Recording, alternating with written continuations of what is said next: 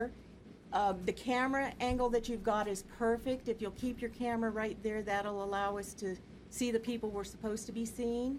And Caseworker LaFleur, I will refer to you if you'll have your program up and your computer system up. There are some questions I'm going to be asking you to confirm for us, so if you'll be ready to do that, I would appreciate that. So gentlemen, if you'll go to your spots for me and bring Mr. Simpson, and I believe he has representation with him. If you'll bring them to the table, I'd appreciate it. Thank you. Sounds good. You got it.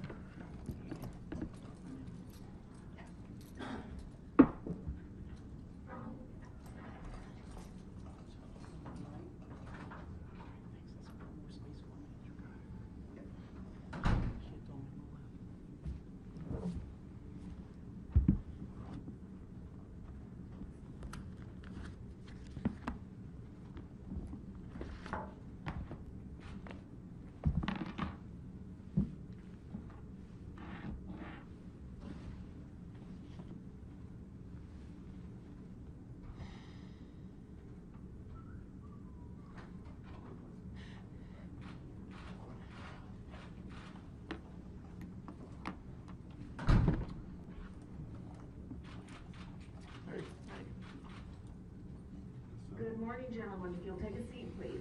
Thank you. Okay.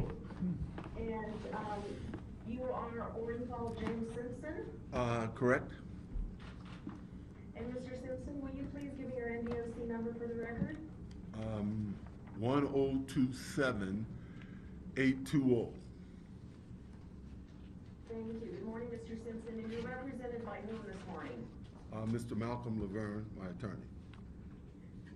Okay, and welcome, Mr. Laverne.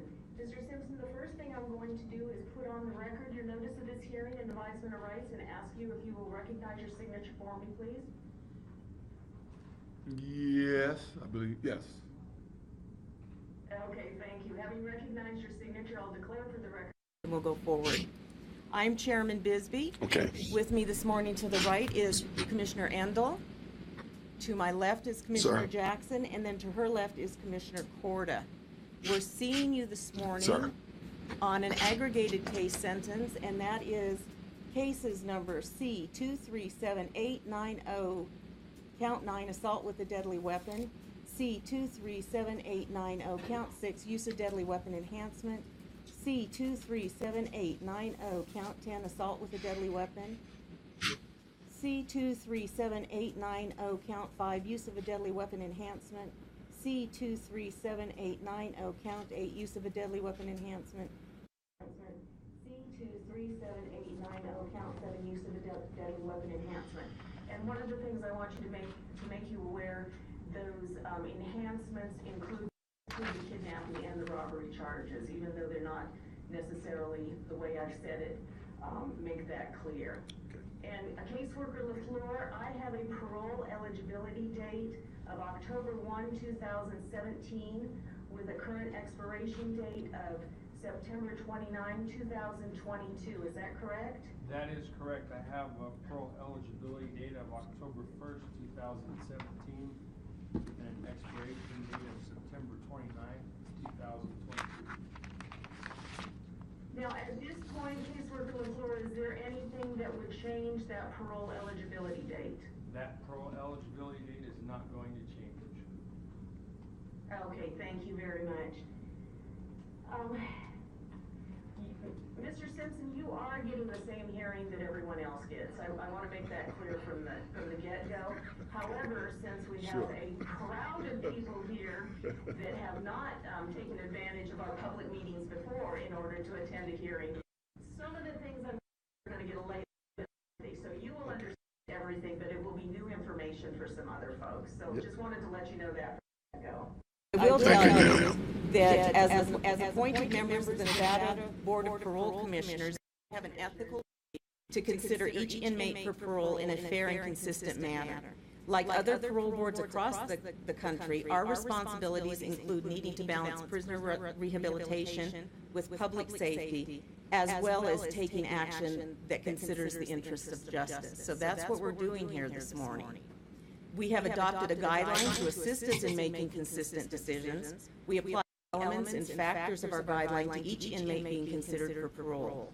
A component of the guideline is our risk assessment. The board uses a scientifically developed, validated risk assessment as part of the guideline. Risk assessment helps us determine which inmates are more or less likely to return to prison if we release them on parole. Using a risk assessment is not unique to Nevada, as a number of other state parole boards also use them. We have revalidated our assessment 3 separate times in the past 14 years. We have revalidated our assessment 3 separate times in the past 14 years, and has consistently shown to be predictive. Using this risk assessment has significantly improved our overall performance. I'm going to go over each of those items of the risk assessment with you at this time. And just as an aside, this risk assessment is being revalidated even as we speak by the JFA Institute. So it's pretty darn predictive is the bottom line here. So my first question for you, Mr. Simpson, were you arrested for the first time at the age of 24 or older? I was arrested for the first time, I think, at the age of 46 or 47. Okay. And am I correct that you have never been on parole or probation before, therefore you have never had a parole or probation revocation? That is correct. Okay. And I have that you were unemployed at the time of this offense because you were in retirement status. That's correct, yes. Okay. Now, this is a property conviction. We're currently hearing you on the robberies and the enhancements. And so you have been assessed as a property offender. Now, we've also assessed you as having a substance abuse problem. I'll tell you why that is. You have indicated also in the past that alcohol had a big factor in this particular crime, and the fact that you have spent the last almost 9 years in prison because of an alcohol-related incident would be indicative of having some sort of at least temporary substance abuse problem. So we have scored you with having some history there. Have you as male, and we have that you are currently, well, very recently turned 90 years old. 90, I'm sorry about that. You look great for 90. How about we take 2 decades off and call you 70? Okay.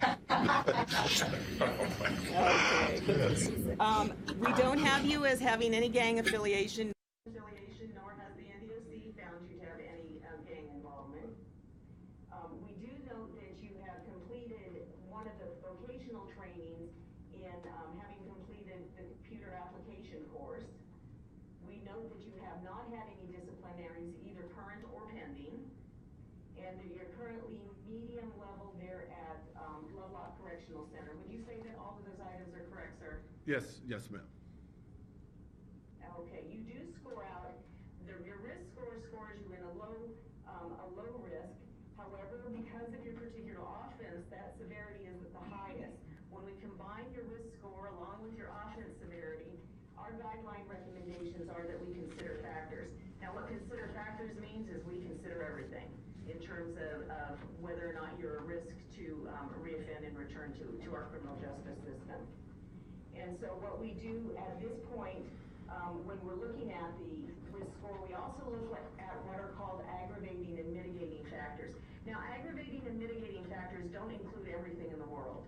They're very specific as to what we consider under those items also. So under the aggravating and mitigating factors in your particular case, we have mitigating or positive things for considering you for parole is the fact that you've been disciplinary free throughout your entire period. you don't have any prior conviction history, you have community and family support, you have what appears to be stable release plans, you have participated in programming, some rather significant programming.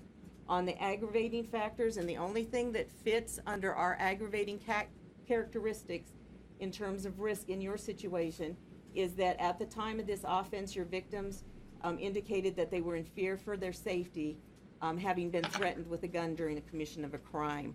So those are the risk, aggravating, mitigating things we are considering. That's your overall risk score. Right now, I'm going to stop talking for a while and ask the members of the panel if they might have any questions of you. Yeah, Mr. Simpson, you've lived most of your life in the public spotlight. Yet you go into a hotel room in Las Vegas, bring along 4 other men with you. 2 of them are armed, and rob the 2 victims of property. What were you thinking? Well, this might be a little long. I'll try to be brief with it. I had been contacted by a man named Ricio. He had contacted me over a period of time, told me that there was some guys that was trying to get him to fence my property, and he thought I should come and get it. Well, I kind of blew him off because I'm really not interested in football property. I don't collect memorabilia, only my own personal items. He was pretty persistent in calling me, and finally I told him, well, see if you can get pictures of what they have. He sent me some pictures, and what I saw was my family, my mother's albums, pictures of my kids growing up, certificates of accomplishments of mine, pictures of what I call significant famous people, letters of myself. So I told him I would really like to get this stuff. So after a period of time, through what he described in court as the perfect storm, we all ended up in Las Vegas. You know, I was there for a wedding, and he told me that the property was there. And would I like to try to get the property? I said, of course I would like to get the property. He told me the names of what he thought were the people in the room, and I realized these are friends of mine. You know, actually guys who helped me move and store some of this stuff, right? So on the day of this incident, he came to my hotel to talk about how this would take place. I told him I met with a lawyer last night, and my sister and my daughter and some other friends, and discussed it. I pointed out another lawyer that was at the poolside as a part of this wedding party that was going on. I said I discussed with him, and they told me that I can't do this. If we're going to their home or even to their storage, OJ, you cannot go in there, because if they ask you to leave, you got to leave. I said, Ricio, you got to get him to bring it to a public place. He said, well, let me see what I can do. All of this has been testified to, so I'm not just going, you know. He called me and told me he told them to bring it to his room, and he's going to have it brought to his hotel, and would I come and get it? I said, of course I'll come and get it. He says, a lot of stuff, OJ, you better bring some friends. Well, I had a couple of friends there at the wedding that was going to go with me. He also said you should bring security. And I said, well, I know these guys, I don't think I need any security. I mean, it turns out that one of the guys, Bruce here, I didn't know it was him. I thought it was another guy named Mike, a friend of his, an ex-partner of his. But I said, I don't need any security. Well, later that day, when they arrived at his hotel and spread out my property, he called and he said, they're here. You come here, I'll meet you in the lobby. And you need security, OJ. This guy, Beardsley, big guy, and he's a little weird. You know, I think anybody that knows him knows he's a little different. I still told him this guy is not dangerous, man, but he says, man, bring some security. During the day when he was there, he met people from the wedding, and one guy, McClinton, said he did security in Las Vegas, and it would help his business if he could have me as a client. I told him I didn't need him, but after he insisted that I bring security, I said, I can use your help. I went to the hotel. I met Mr. Ricio in the lobby. The 2 guys, they also met us there, which was a big mistake, obviously. I realized that quite soon after this. And Mr. Ricio led us to his room, put the key in the door, and let us in. I know I've seen the last 2 or 3 days the media reporting we broke in the room. Well, we didn't break in any room. Mr. Ricio brought us into that room. When I came into the room, I noticed spread out everywhere was my personal property.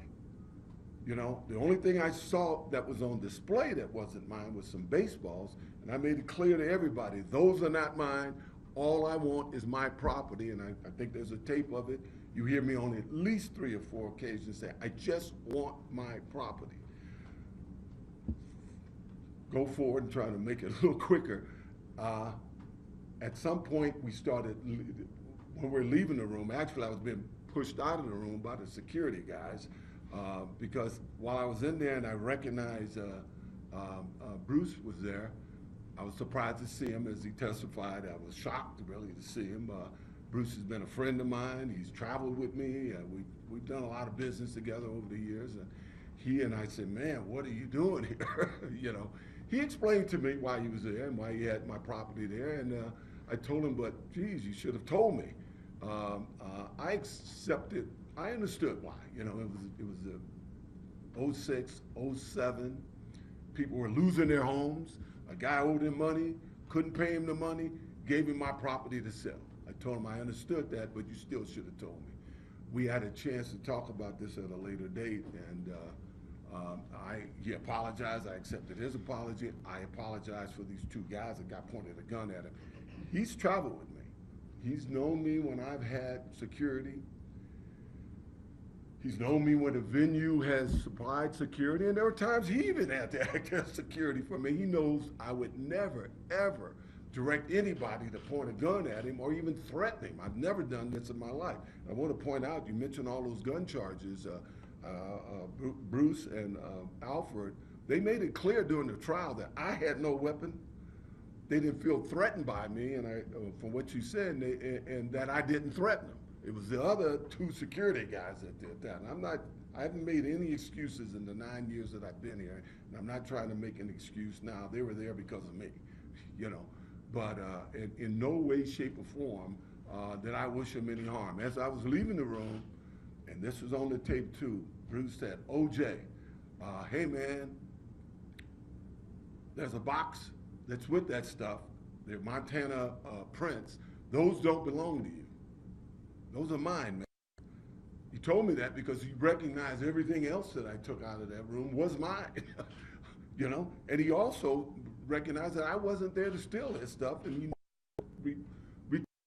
was his, and which I attempted to do. I told him we'll leave it at the desk. I'll send you stuff at the desk. We didn't know at the time that this security guy, Walter Alexander, had stole his BlackBerry, you know, phone, but the minute I saw that, I made him send it back, and he gave some cockamamie story in the trial that why he didn't take it back. In any event, I'm no danger to pull a gun on anybody. You know, I never have in my life. I've never been accused of it in my life. Nobody's ever accused me of pulling any weapon on them.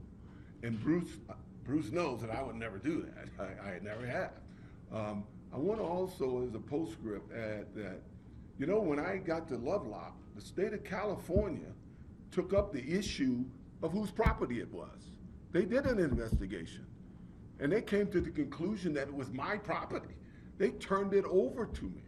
I have it now, you know? So, I mean, it's kind of mind-boggling that they turned over to me property that I'm in jail for trying to retrieve. You know, it was my property. I wasn't there to steal from anybody.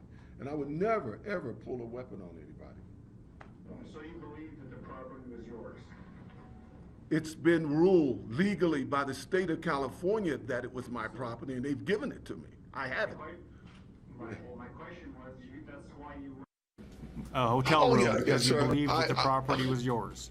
Is that right? Yes, man. You know, I whenever he was just telling me, when Mauricio was calling me, just telling me this, I wasn't interested. It wasn't until he got actual pictures of what they supposedly had, and because it was family photos and stuff, that's when I got interested in going there, and I only went there to retrieve my own property. What were you thinking when the guns were being brandished? Well, I didn't see the guns brandished.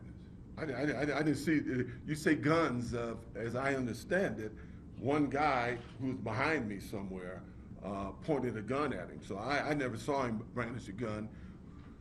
When I left there, I called back to the room to ask Bruce, you said that there was some pictures what do you have? And I asked him, did this Walter Alexander return his cell phone? He told me no, and he says, OJ, it wasn't cool that guy pointed a gun at me. I said, who pointed a gun at you? He says that, he kind of described who it was. To be honest, I didn't really believe him at the time. I asked the 3 guys I was with, they all said they didn't see him do it. I got back to my hotel, we waited for these 2 security guys to show up. And the minute they drove up, the first thing I said, man, did you pull a gun in that room? And he swore to high heaven he didn't. And I asked Walter Alexander for the cell phone, and he kind of threw the cell phone to me. But I wasn't aware until I was in the car driving back to our hotel that this guy had actually pointed a gun at him. Now, earlier in the day when he was talking to me, trying to get me to let him come, I didn't hire him. He said it was for free and all of that. He did show me. I didn't know this guy. You know, I knew the Alexander guy, but I didn't know this guy. He showed me his license. He showed me his CCR. You know, I've assumed that the state gives a guy a CCR and stuff. They vetted him. I should have vetted him. I didn't really need him. I knew these guys weren't dangerous. So that was on me.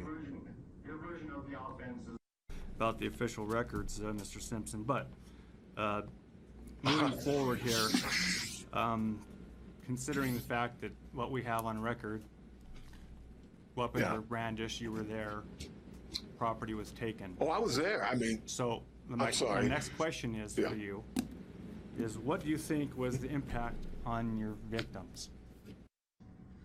well, I know what the impact was. I mean, we've talked about it. I mean, Mr. Beardsley, we had long talks back then. He told me that he had tried to call my lawyer. He testified in court that he had called my lawyers and tried to tell them in the months previous that guys had my property and they were trying to sell him, but my lawyer never called him back. He actually testified for me, I'm sure you know, during the trial. Bruce and I talked, and you know, Bruce was traumatized by it. Fortunately, as I said, we talked it out. He knew that I would have never condoned what happened. He accepted my apology, and I told him that these guys should be put in jail. If they did that, you know, I wasn't going to defend them. Unfortunately, they got a get out of jail free card when they say OJ told me. Nothing I could do about that. But I want to point out that, you know, Bruce, I knew his family. I mean, when his mother was terminally ill, I'd call, she was a fan, I'd call her and sing to her. The night before or the night of the jury's verdict, his son actually called me and tried to give me a head up on something to do with memorabilia and told me that he and his mother was cheering for me. You know, this family knows that I wouldn't wish any harm on these guys, ever. These are mine, and I'd like to think we're friends again.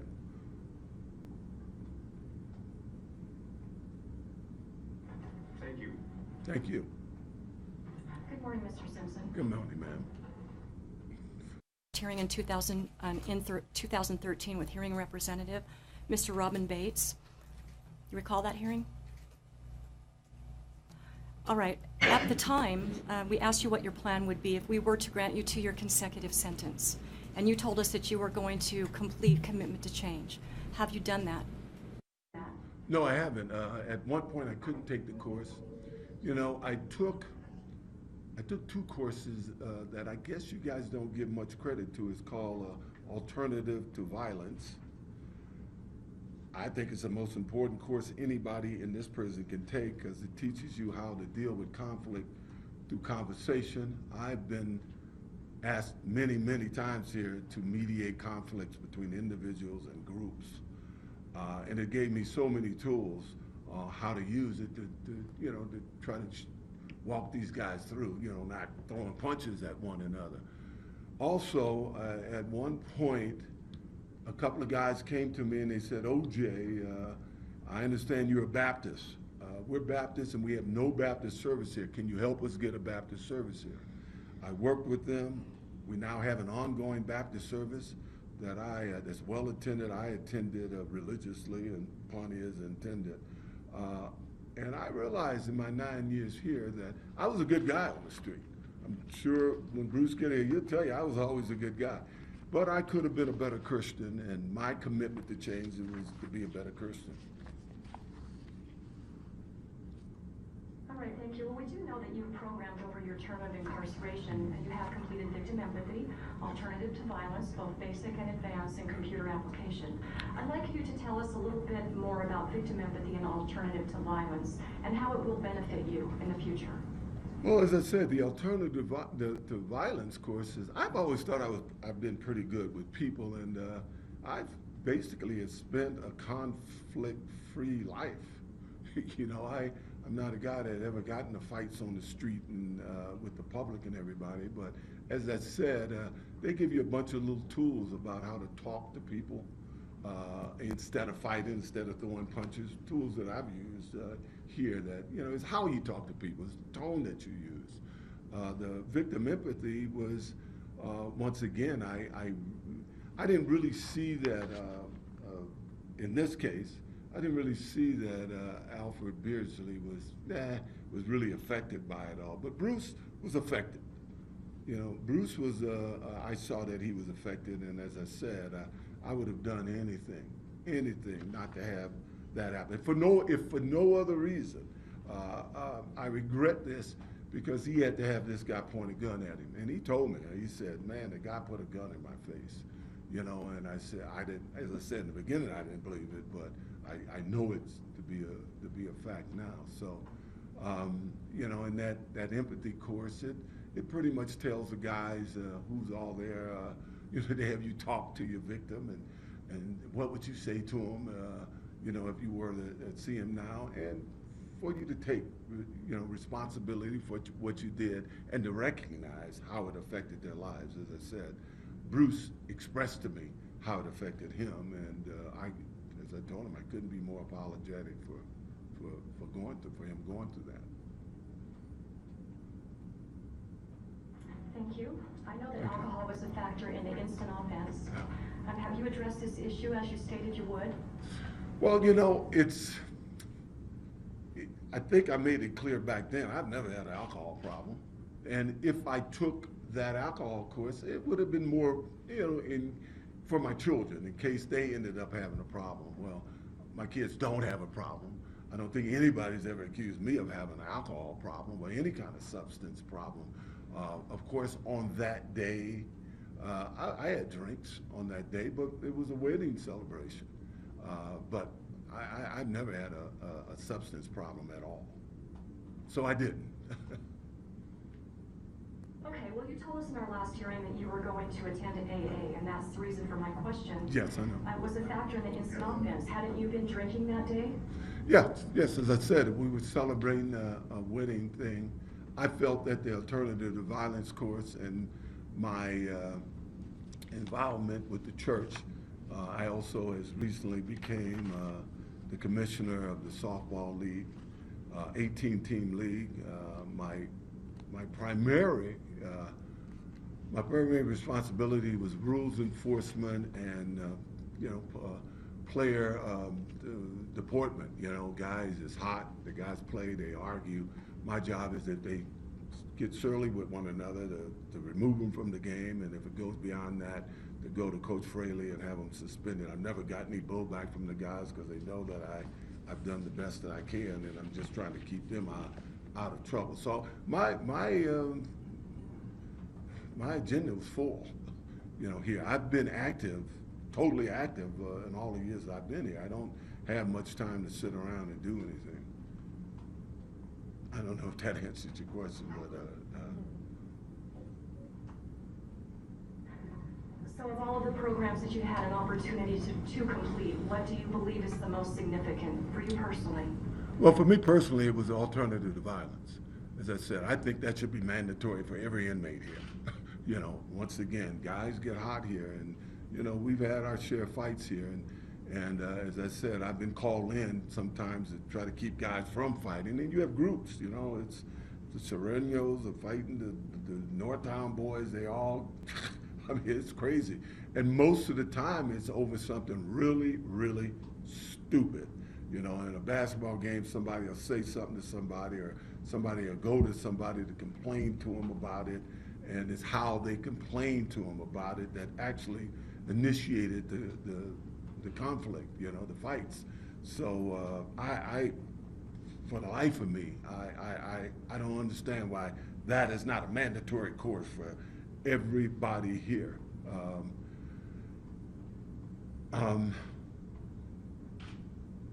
Excuse me, my mind is trying to think of the other things, but that's the course that I would recommend to everybody. I mean, I took a computer course here, not because I was computer illiterate, but I took the computer course because I sometimes I could never get my kids on the phone, but if you text them or send something to them on a computer, you can get them. So I actually took that course so I could better communicate with my children.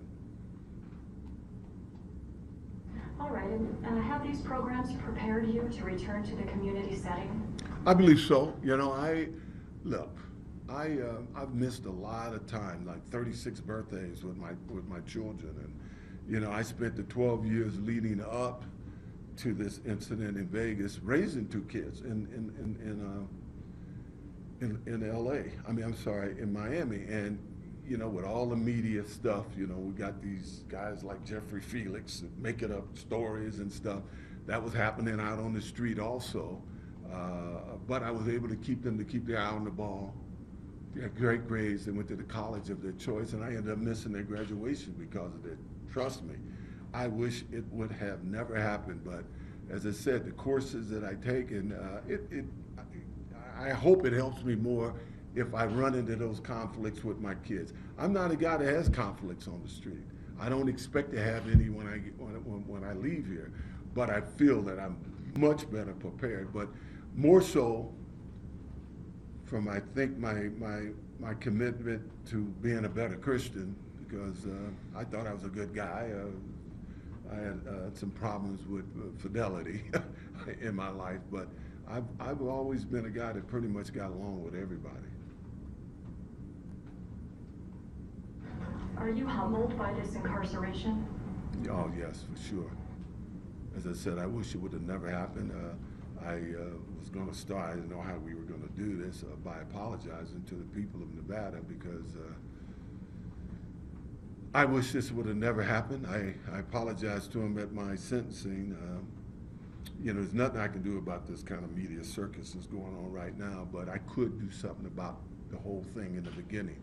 If I would have made a better judgment back then, none of this would have happened. And I take full responsibility, because I should have never,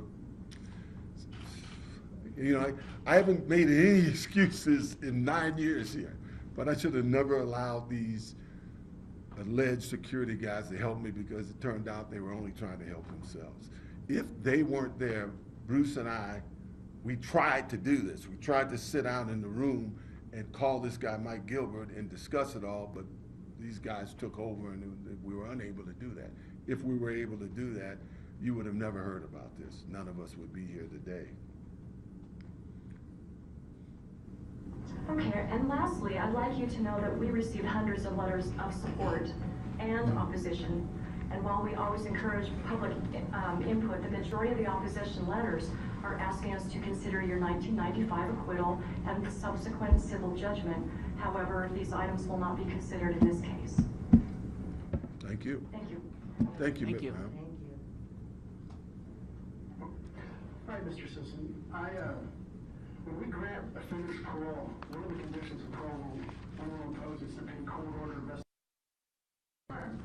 According to the judgment of conviction, in this case, you and your co-defendants were ordered to pay $3,560 in restitution and return 12 Montana lithographs to the victims. Can you tell us the status of the restitution and the return of the property taken during the robbery? Well, one, I was unaware of the restitution. I do know about the prints.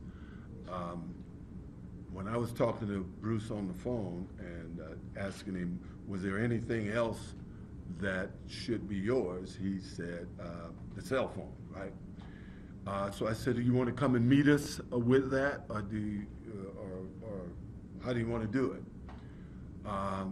a Mr. Cashmore. Now, the guy didn't know. A Mr. Cashmore said, hey, I got to go by that hotel. I'll drop it off, right? He testified to this, too. This is not an allegation from me. Mr. Cashmore testified to it. So I say, hey, this guy is going to come back. He's going to drop it off at the hotel. His testimony later was that he didn't remember the name of who he was supposed to drop it off to, and that they had decided to screw OJ. We're going to keep this stuff. I mean, this is his testimony in court. The last thing I heard is that he actually tried to use those prints I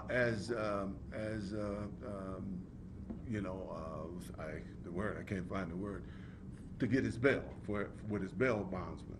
He was trying to use it as I can't think of the word.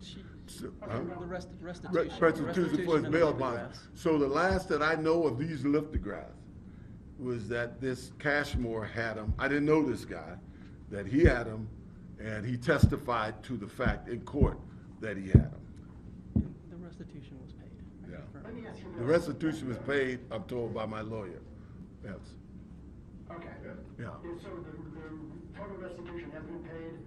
Yes. And there is no pending, the property has been returned to the lithographs as well? I have no idea what this guy's, oh, yeah, he says that they have been returned to him. I'm sorry, Bruce just signaled me that they have been returned to him. Okay, thank you. Thank you, ma'am, sir. All right. All right. If granted parole as opposed to completing your sentence in prison, you would be under supervision. Better to be in the community than in the prison. Well, you 4 kids. I've missed a lot of time with those kids. I think I am a guy who's always been a giving guy. I've, even on the street, people have always come to me, my reputation has always been that I'm open to the public, I'm open to everybody, right now I'm at a point in my life where all I want to do is spend time with as much time as I can with my children and my friends, and I'm not looking to be involved with the media. I've had so many offers for interviews when I've been here in Lovelock, and I've turned them all down. I'm not interested in any of that. I've done my time.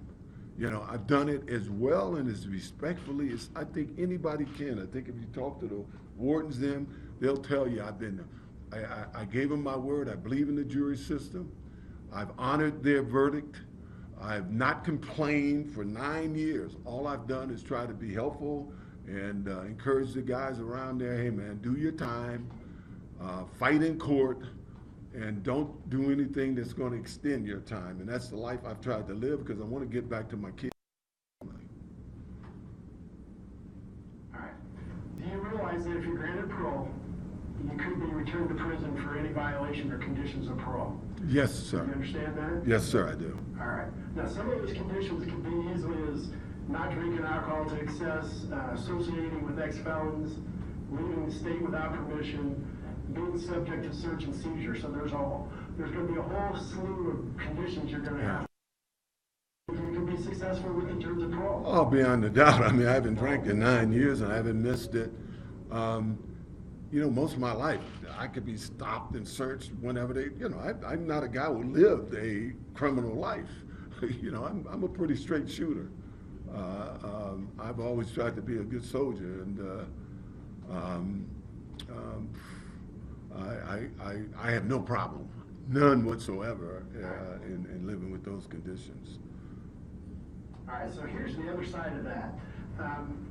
As an easily recognized person in the community, if you're granted parole, how will you handle public scrutiny in the community? Well, I've been recognized ever since I was 19 years old. I'm sure Bruce will tell you, wherever we've been, it's always a crowd. This is not new to me.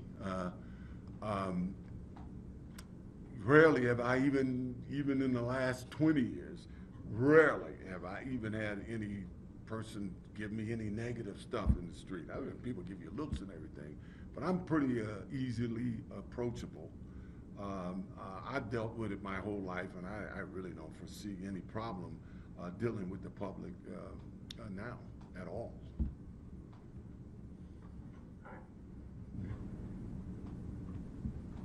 Okay, and Mr. Simpson,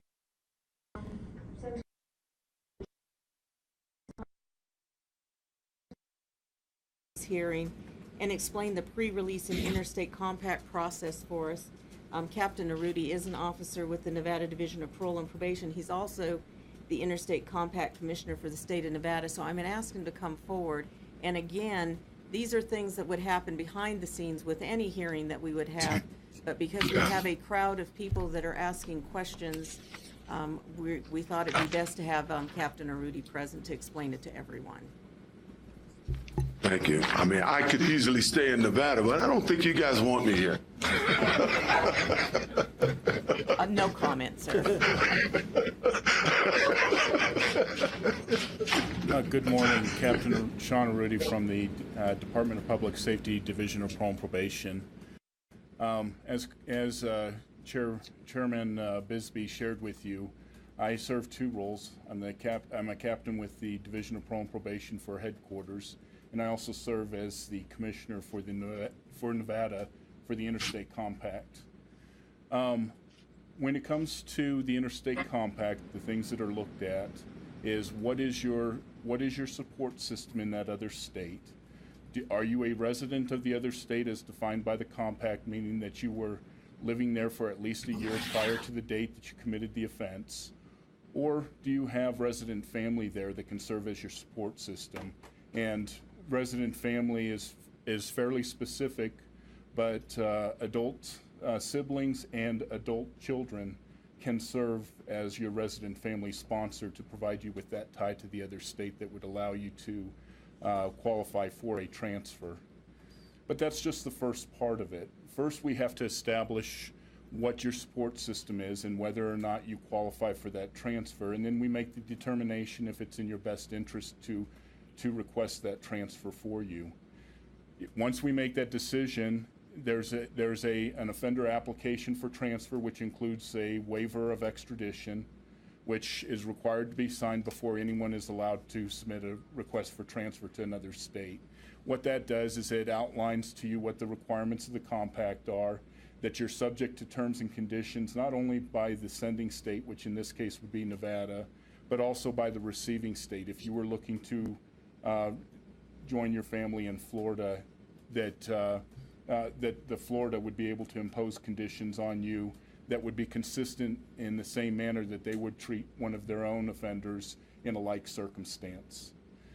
From the once that offender application for transfer with the waiver of extradition, and the waiver of extradition serves the purpose that if for some reason you violate the terms and conditions of your supervision, you understand that Nevada has the authority to come and return you to Nevada to answer for those violations.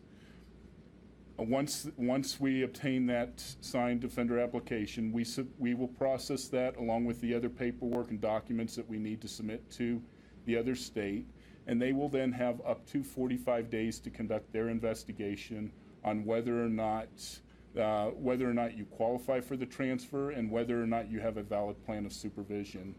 Once they determine that, their caseworkers will forward that through their compact office back to the Nevada compact office. And once we have a decision by that other state, then that would be provided to you through your case manager at the Department of Corrections. That's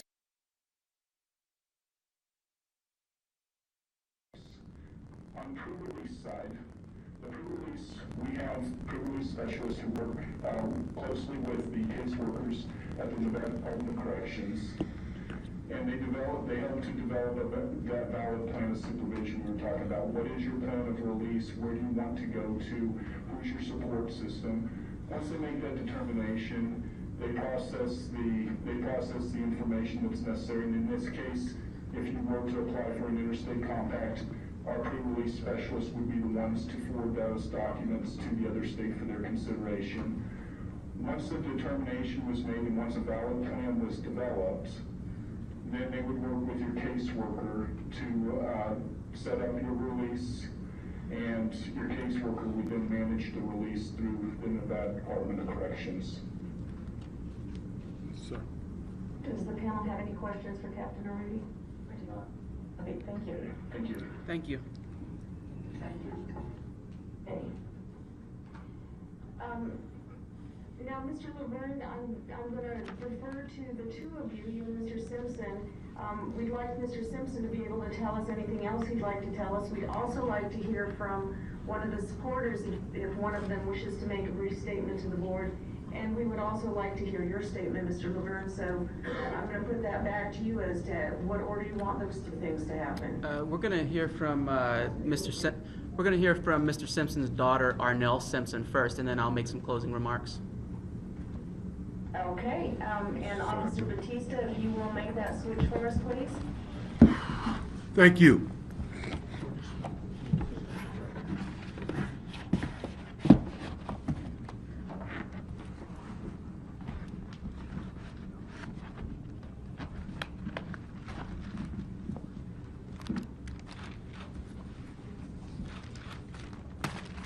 Hello. Good morning, ma'am, and if you will give us your name and for the record and your relationship to Mr. Simpson. Yes, I am Arnell Simpson, my dad's oldest child of 4. Hey, Ms. Simpson, welcome, and feel free to speak. Thank you.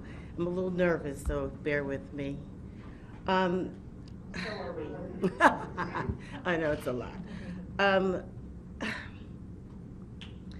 As you know, I'm here on behalf of my family for the purpose of expressing what we believe is the true character of my father.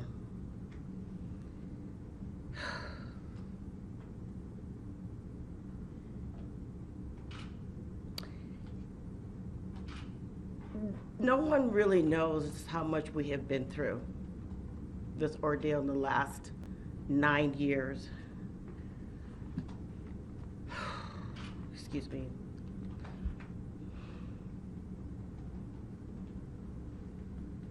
My experience with him is that he's like my best friend and my rock.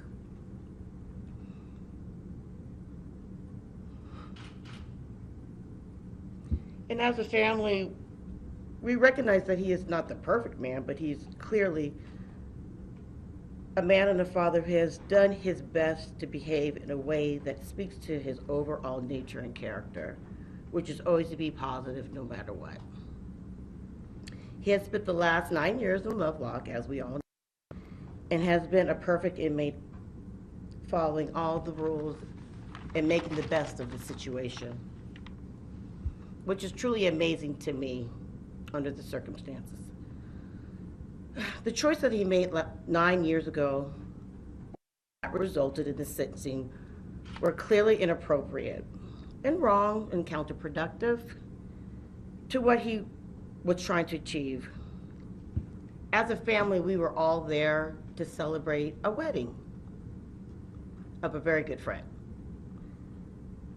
As his daughter, I can honestly say my dad recognizes that he took the wrong approach and could not handle the situation. He could have handled the situation differently. My siblings, I, and family know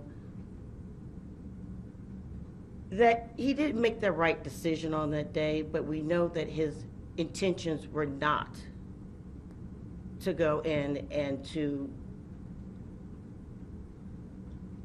just make the wrong decision at the wrong time. Throughout this ordeal, we have remained close. We have stayed strong. And I, for myself, am grateful to God for giving us the strength to get through this last 9 years and to stay positive always, no matter what. And a lot of that is because of him. So on behalf of my family, my brother, my sister, an aunt, an uncle, his friends, we just want him to come home. We really do. We want him to come home. And I know in my heart that he's very humbled throughout the situation. This has been hard. I'm gonna be honest, this has been really, truly hard. And there's no right or wrong way to explain how to handle this. But we do know that, oh, I know that he is remorseful. He truly is remorseful.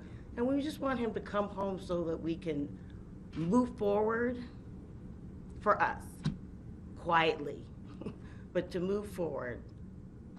So I thank you for allowing me to be here this morning. I thank you.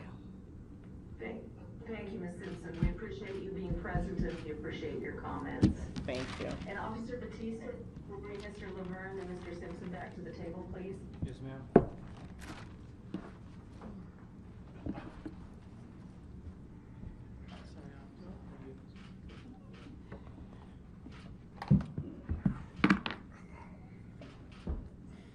And Mr. Laverne, this would be the time for you and Mr. Simpson to make any closing remarks that you'd like to make.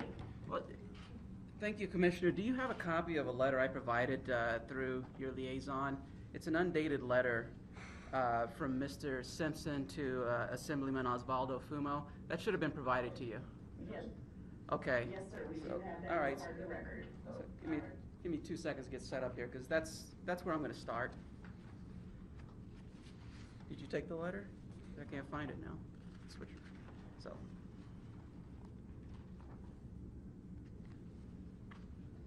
And the letter, as you can see, is very short, so I think it would be appropriate just to read it into the record, if the commissioners would allow me to.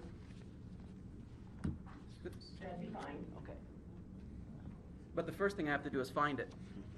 Here it is.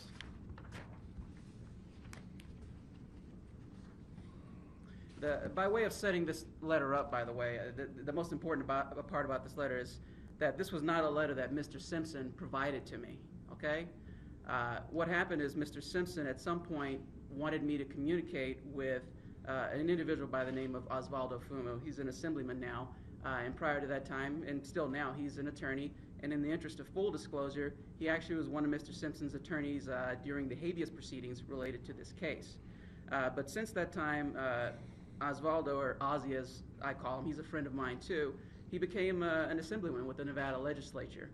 And after that, Mr. Simpson sent Mr. Fumo a letter, and I found out about that letter, not through Mr. Simpson. I found out about this letter through Mr. Fumo when I was advised to thank Ozzy Fumo for providing some, was it books and some educational equipment to the prison here at Lovelock, Nevada.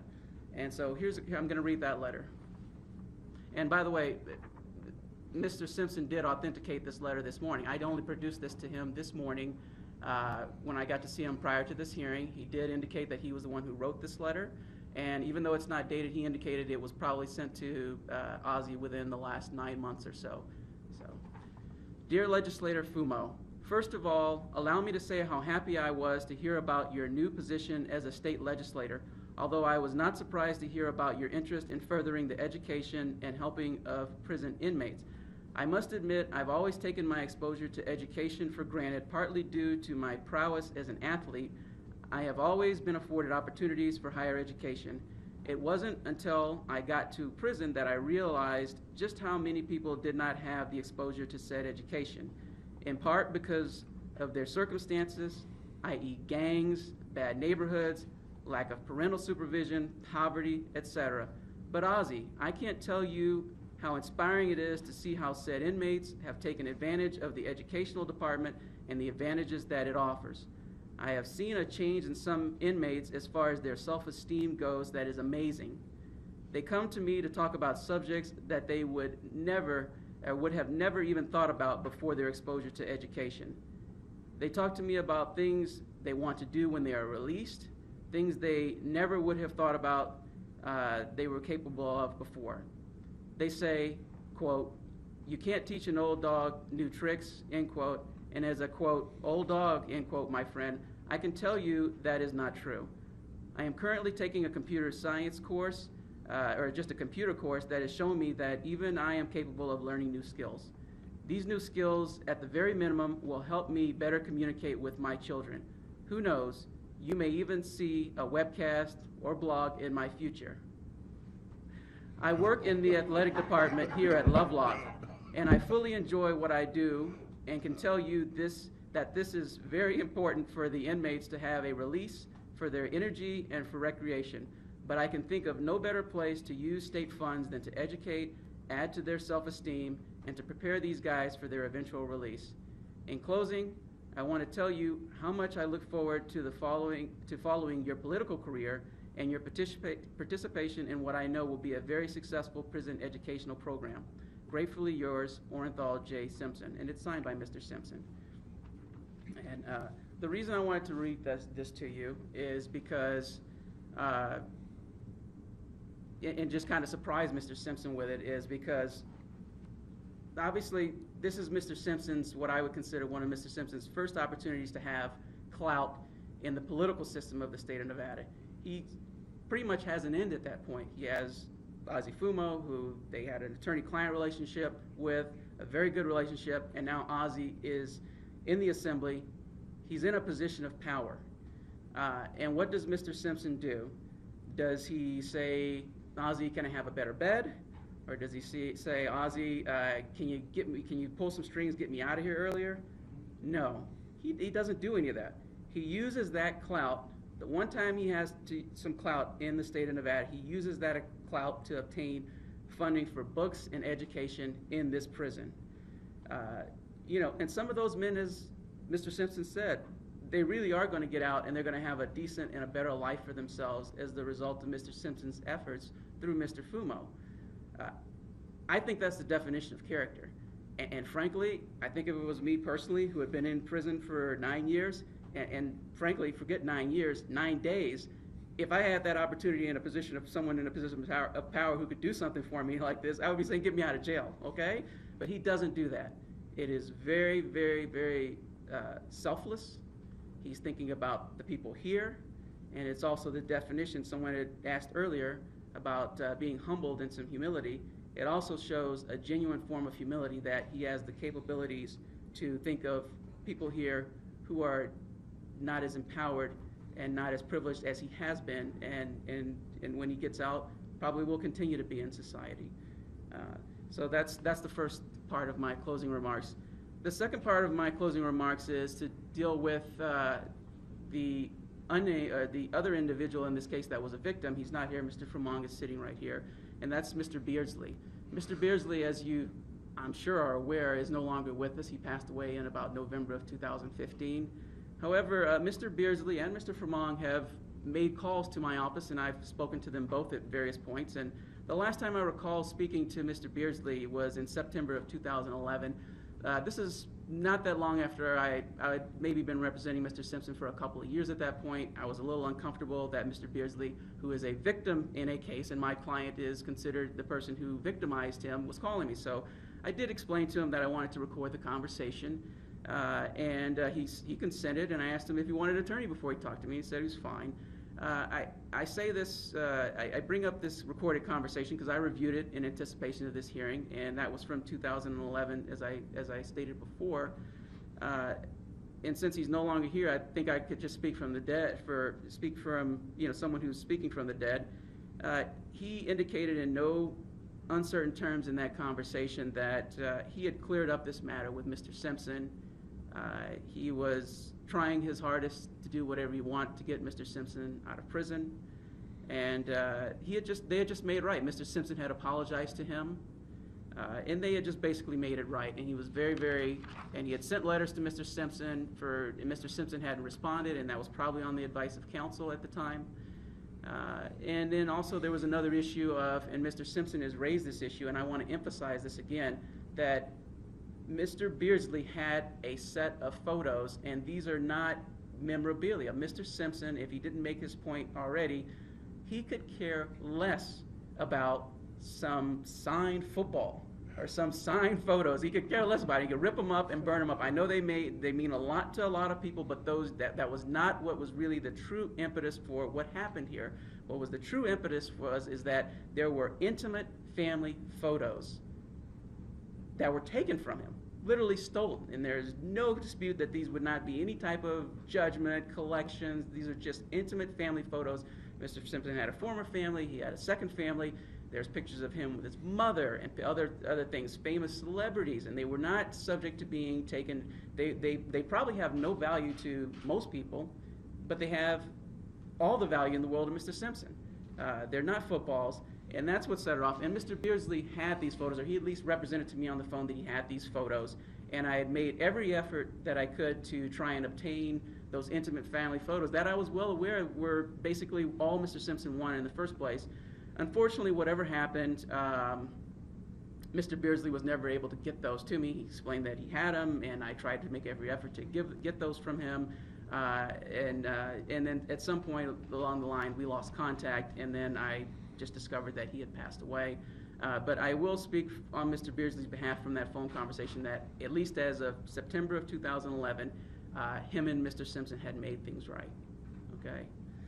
And finally, and again, obviously the commission is not used to hearing where victims are calling people who are in prison their attorneys and having multiple conversations with them. I've also had Mr. Fremont, Bruce Fremont, who's sitting right here to my left and will testify shortly. He's also called my office. He had called before many years ago, and we had spoken, and I can't necessarily remember the substance of those conversations. They weren't recorded, or if they were, I couldn't find them in my files. But he's recently called again. He called me on July 3rd, and he called me on July 14th, and both times I missed the calls, but I called him back. And I can hear that Mr. Fremont has made things, and Mr. Simpson have made things right with each other, that he's accepted Mr. Simpson's apology wholeheartedly. He seems to be a fundamentally really, really good guy who's fallen on some hard times recently. And he told me that he would be coming in and testifying favorably for Mr. Simpson. I made sure I told him probably 15 or 20 times to say whatever he wanted to say, because, you know, obviously Mr. Simpson's attorney talking to a victim, it could be interpreted the wrong way. So again, Mr. Fremont, say whatever you want to say. Nobody's telling you how to testify here. And one of the things that we did, and I did inform the parole and probation about both of those conversations on July 3rd and July 14th.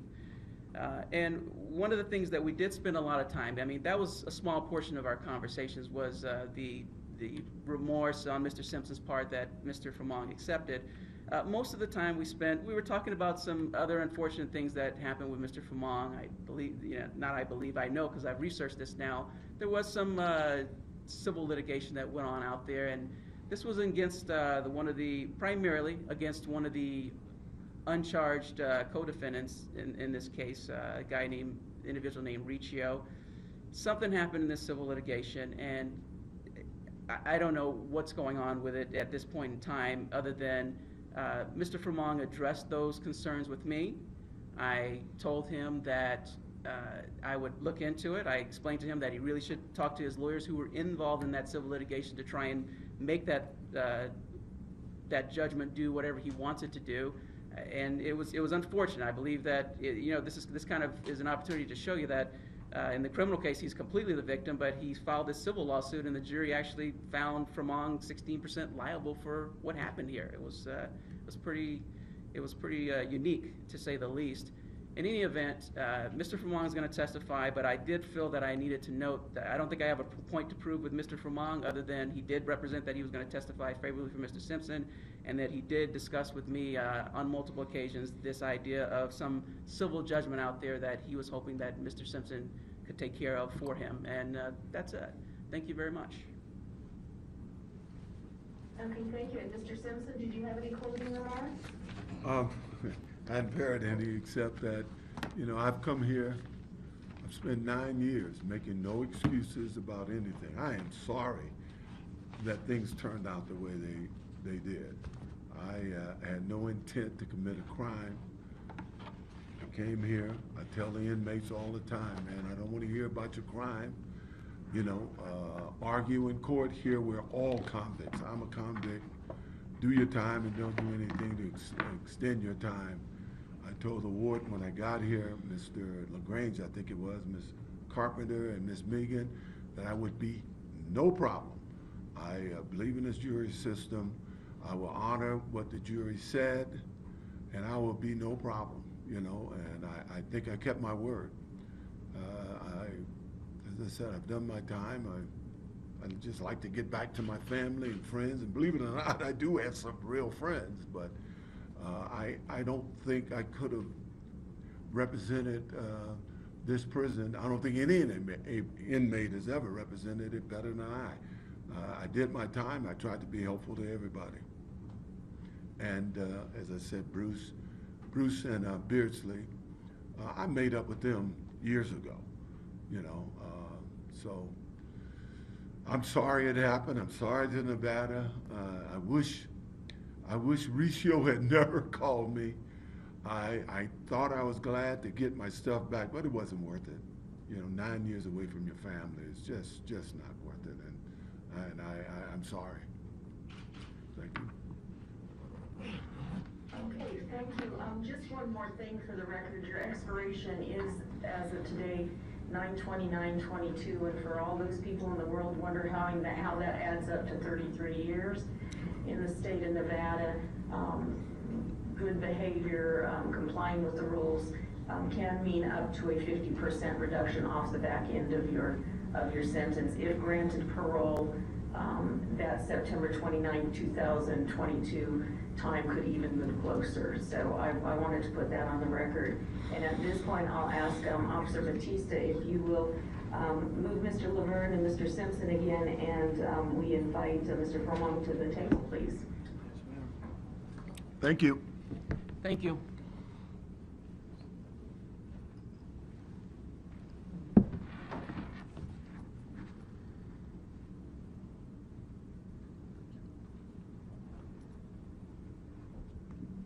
And Mr. Furlong, if you will put your own name on the record for us, please, and then proceed. Yes, it is Bruce Furlong, and I'd like to thank you for the opportunity to be able to speak today. First and foremost, I'd like to state that I'm not here just as Mr. Simpson's friend of almost 27 years, because that I am.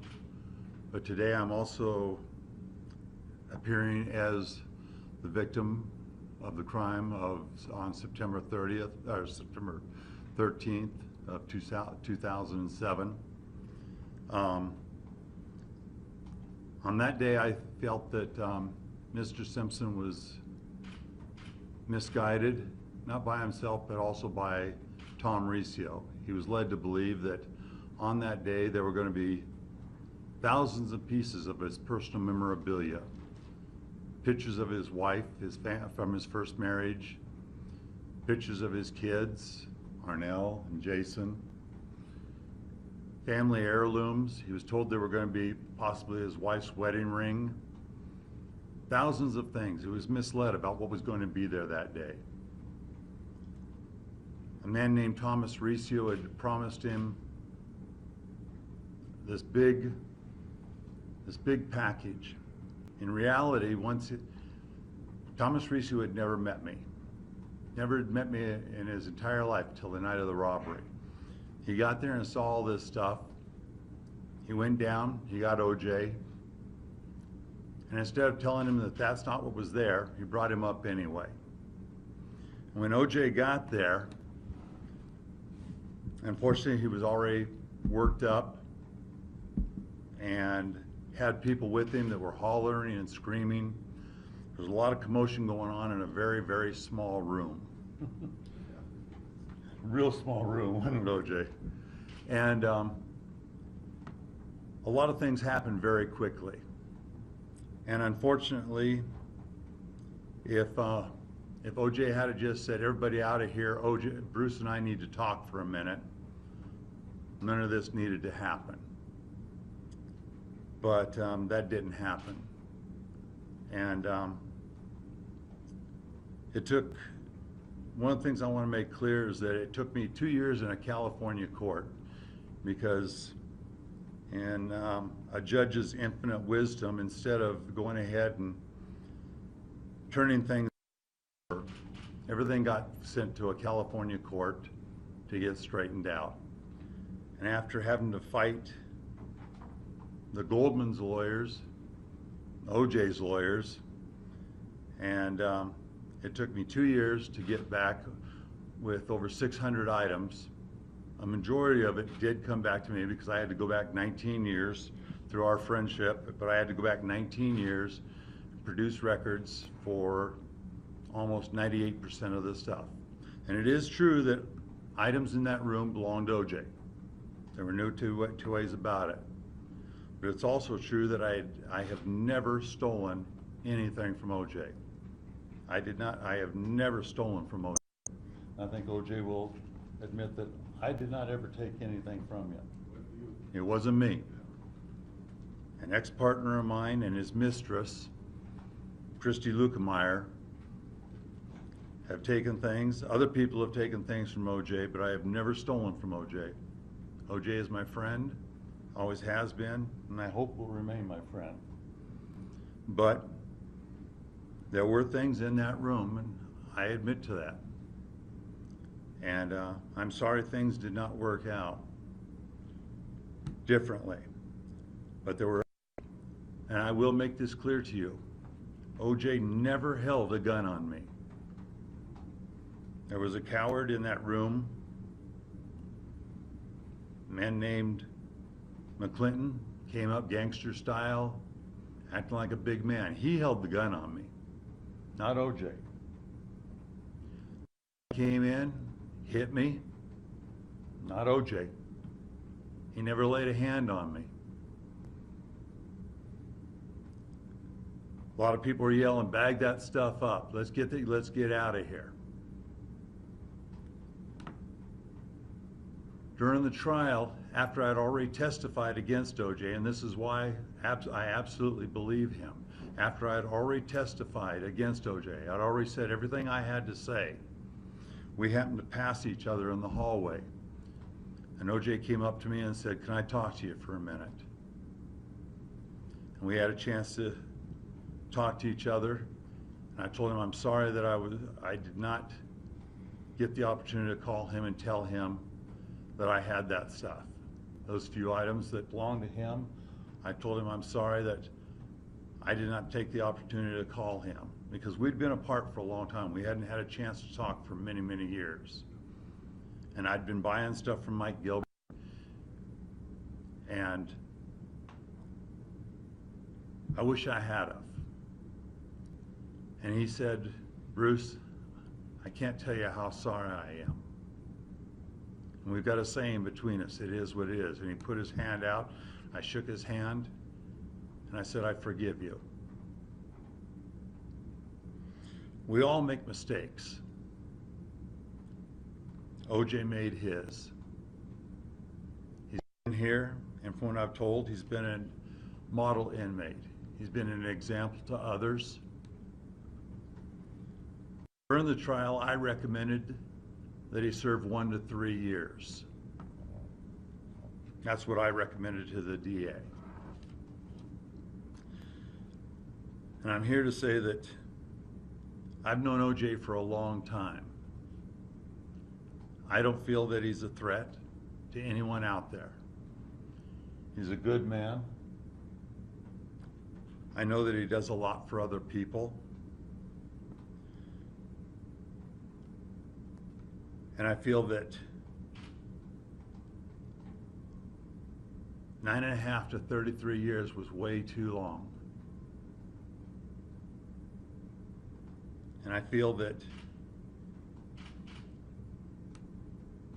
it's time to give him a second chance. It's time for him to go home to his family, his friends. This is a good man. He made a mistake. And if he called me tomorrow and said, "Bruce, I'm getting out. Will you pick me up?" Juice, I'll be here tomorrow. I mean that, bud.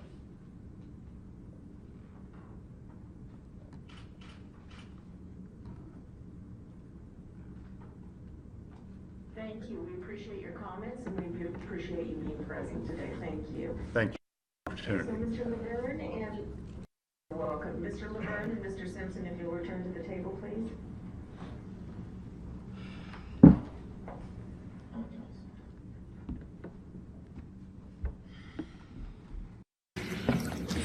Before we break for deliberation, I want to ask the panel members if they have any other last questions, anything that, okay. What's going to happen now is deliberation. Again, another thing we do with every single case, but a little differently today, because frankly, we need our offices back, folks.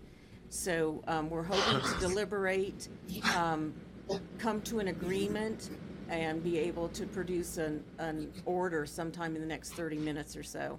So what's going to happen is we are going to break and then after deliberating, we'll come back to this room. I'll ask each commissioner to vote. I'll vote myself. If we are able to agree when those votes are cast, that will be a final decision. If it becomes obvious that there is a split on this particular panel, I have Commissioners Eddie Gray and Commissioner Michael Keeler stand by in Las Vegas, and we will call them, they will either cast a vote then or ask for to return to deliberation. So that is what we're planning at this moment. We are about to leave the room. I know Officer Batista is going to arrange to clear the courtroom there also. I ask that here that you give us about 2 minutes to clear out of the room so that you're not chasing us down the hall. And then we'll give you a 5-minute notice that our deliberation is over and that we're ready to cast votes. So on that, I will call this hearing into recess, and we will return after deliberation.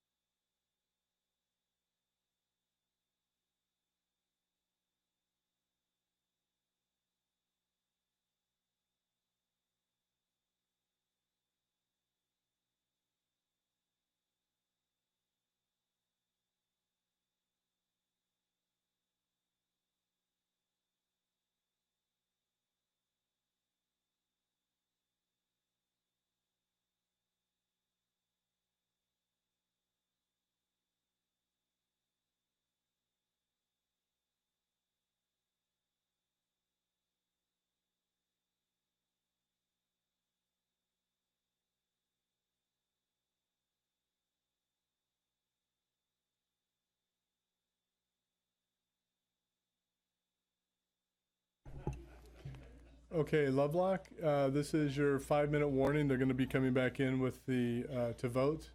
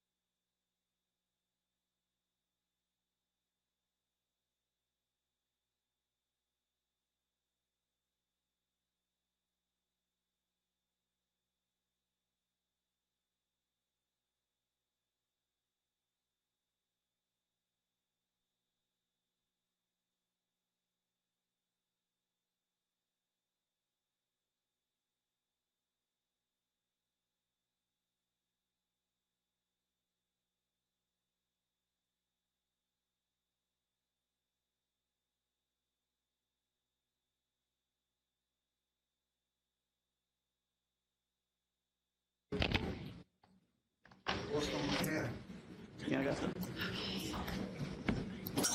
And with the exception of our.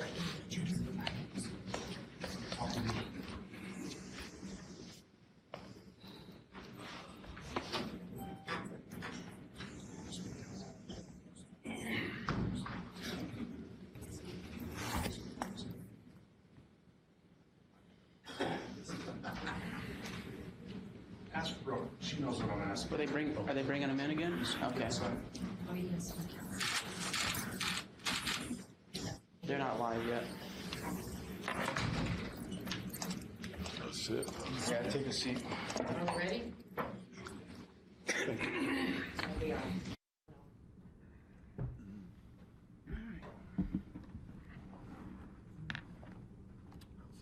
Well, talk to you. I could talk to him after. The warden has to approve everything. Oh, I can't even talk to him after. I already tried. Waited this long. Yeah. My best to the kids. Put them on the visitor list. He said they got a couple minutes to go.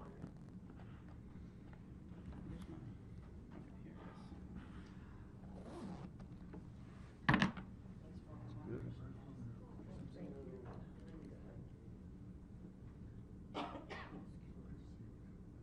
My best to my favorite lady. You know what I'm speaking of. She could be so happy. Tell her I wanted to call her, but I don't call anybody from here, other than my family. I think I relayed that to her before. No, this is an elderly former writer for AP. His predecessor. Linda Deutsch. She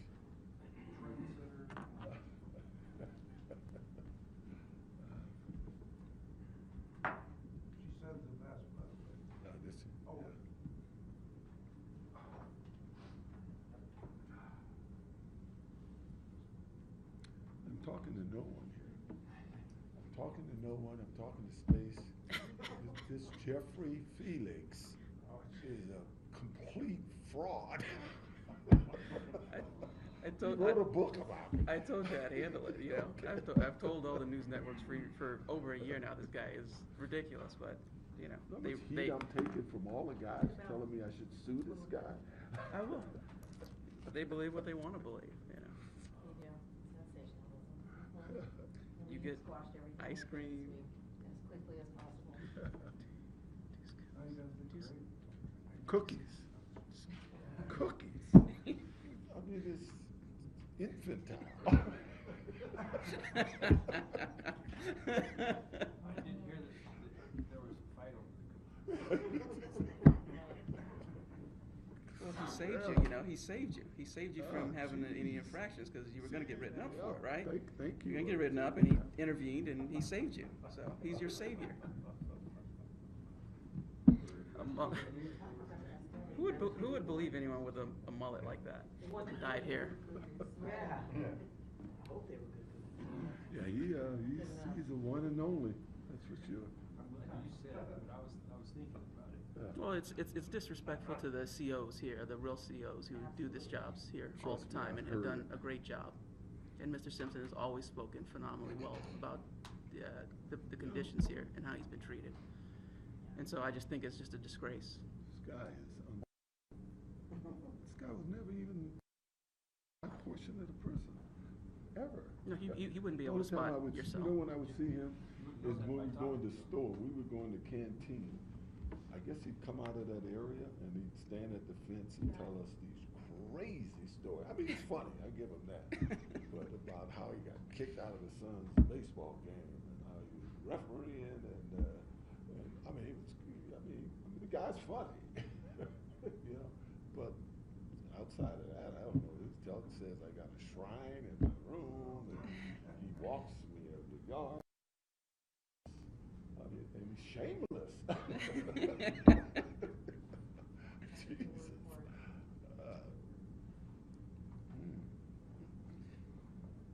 Well, I like the fact that when it seems like he's running out of material and they have no more interest in him, he has new things that he can explain about you that you were doing. And that, I think the ice cream's new. What is an ice cream store? There is an ice cream story. I wasn't able to really read all of it, but there's some kind of ice cream story he's thrown in now. Kind of like President Trump, you know? Trump gets 2 scoops, everyone else gets 1. I think it's something like that. I heard that. Something ridiculous. I swear, I wanted to say that, and I'm talking to space again, but this cutting in line.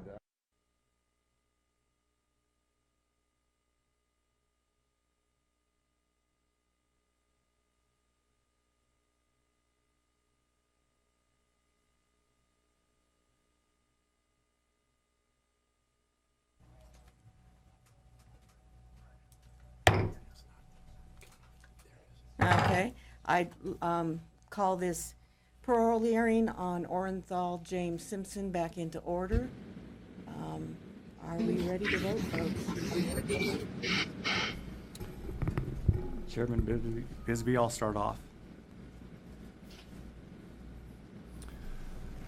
Mr. Simpson, you organized this crime in which 2 victims were robbed at gunpoint. It was a serious crime, and there was no excuse for it. You deserve to be sent to prison. You've been in prison now almost 9 years, the minimum amount imposed by the court. You have complied with the rules of the prison. You have programmed in an acceptable manner.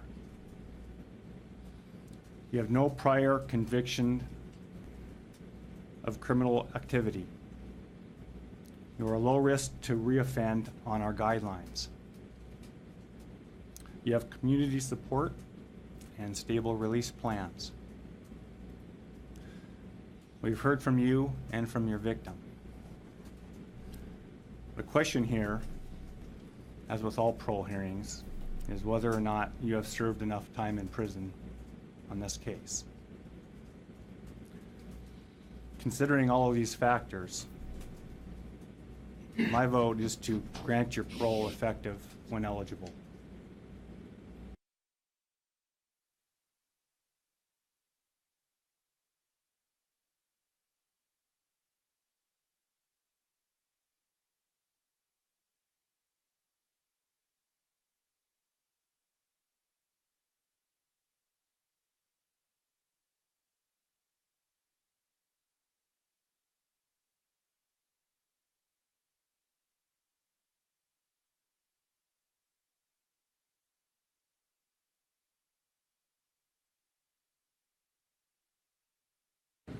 We believe that we're a fair board. We believe that we're a consistent board. I will let you know that that consistency also goes to parole. And we do not look kindly upon parole violations. And if I cast my vote to grant and it concludes the hearing, our expectation would be that you not violate even the simplest condition of parole.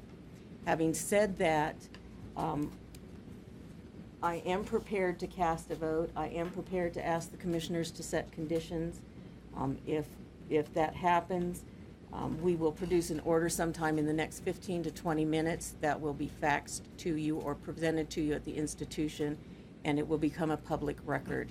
So based on all of that, Mr. Simpson, I do vote to grant parole when eligible. And that will conclude this hearing.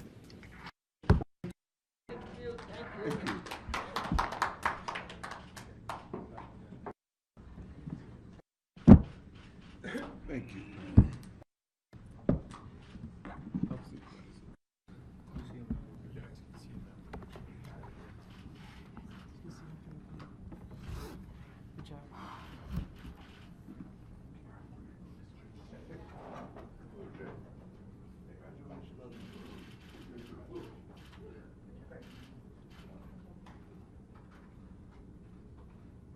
You're holding up good too, man, all these years.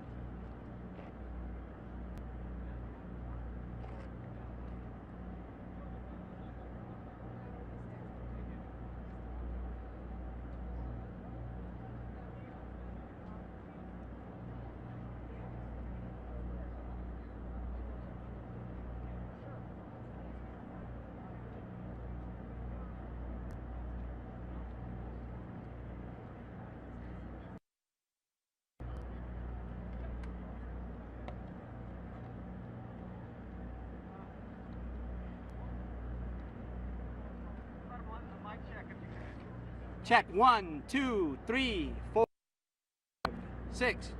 You guys good?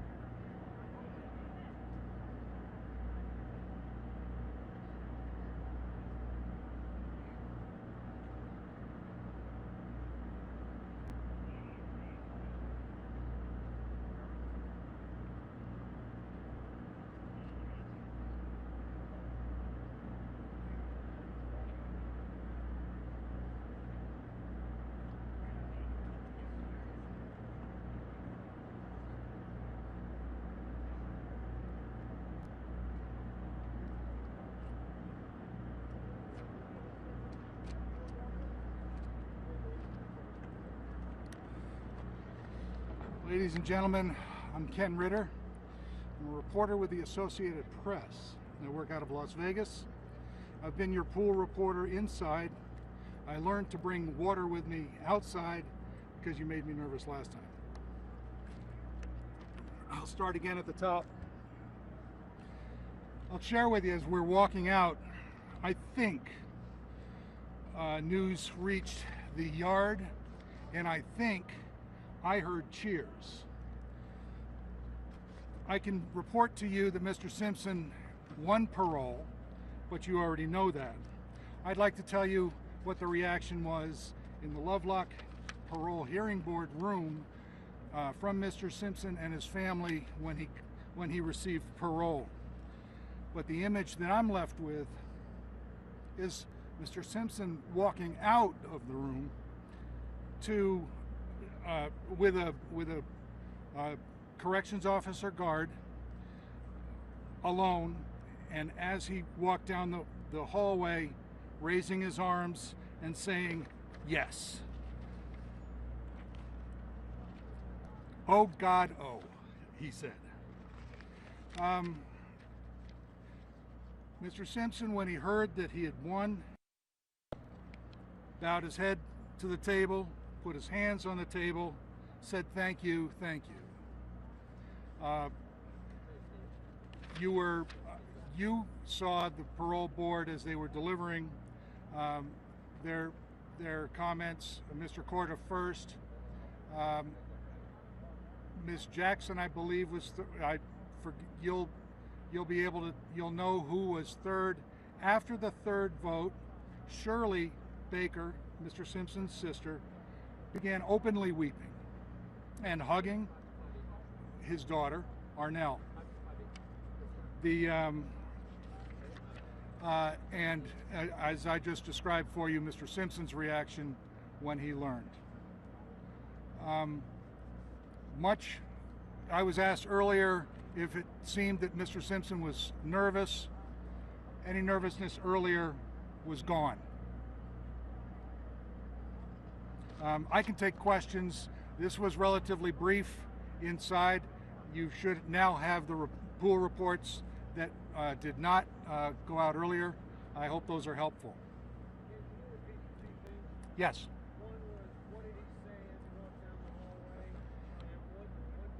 Check, check, check. Check, check. Tell the control. Check, check. 1, 2, 3, 4, 5. 1, 2, 3, 4, 5. Mic check. How much longer? 1, 2. We have 25 minutes, 24 minutes. Okay. 1, 2, 3, 4, 5. Check, check. Should I stop for now? The podium's fine, right? You're good. We'll do it again once we get the shotgun back. Or is that word?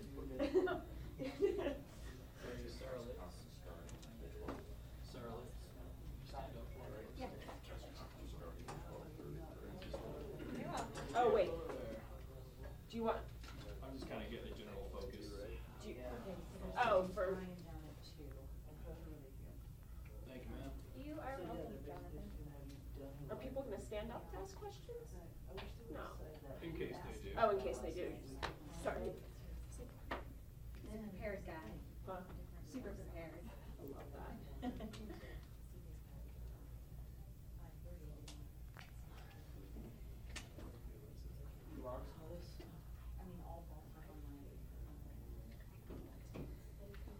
While we're waiting after this, then you can go through and kind of, because I was rolling on almost all of it. I stopped every once in a while so I had different clips.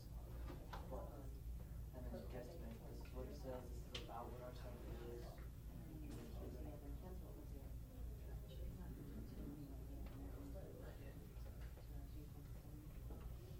on OT since I walked in the door here, so take all their money for a little bit. Just to both sides, partially.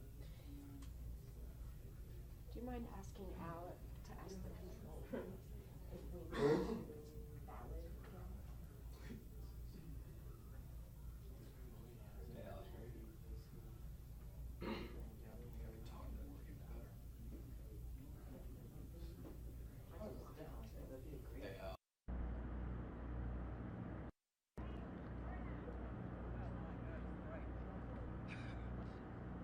You made me put my shades up, and I can't even see. Hello, how are you? Doing very well. Any questions? Here's my intention. My intention is to come out and answer maybe a couple of questions for a few minutes. And I'm going to go back and spend time with Simpson and Mr. Simpson, and then I'll come back out again. So this is very brief. So anyway, if you're going to say something, you probably identify your full name, your news organization, and the parent company of the news organization before you ask, okay? Is that fine? Is that a fair deal? All right, how can I help you?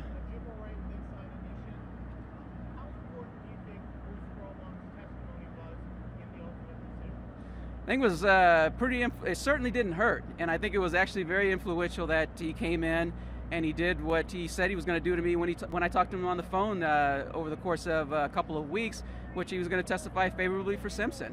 So I think it was very, very good, and obviously if he had testified negatively, it kind of was going to be contradicted by what he had been telling me. That's kind of why I felt it was important to bring up that conversation with him to say what he's been telling me all along. But right now, Mr. Frommong is there with Mr. Simpson's family. They're all talking right now. He actually would. I asked, Mr. Simpson actually wanted to see Mr. Frommong. Mr. Frommong wanted to see and spend some time with Mr. Simpson. It's not being permitted at this time for various respected reasons for the Nevada Department of Corrections. And so, but they're friends. These are friends, and they were friends. This was a big mishap. So I think it was actually very, very positive.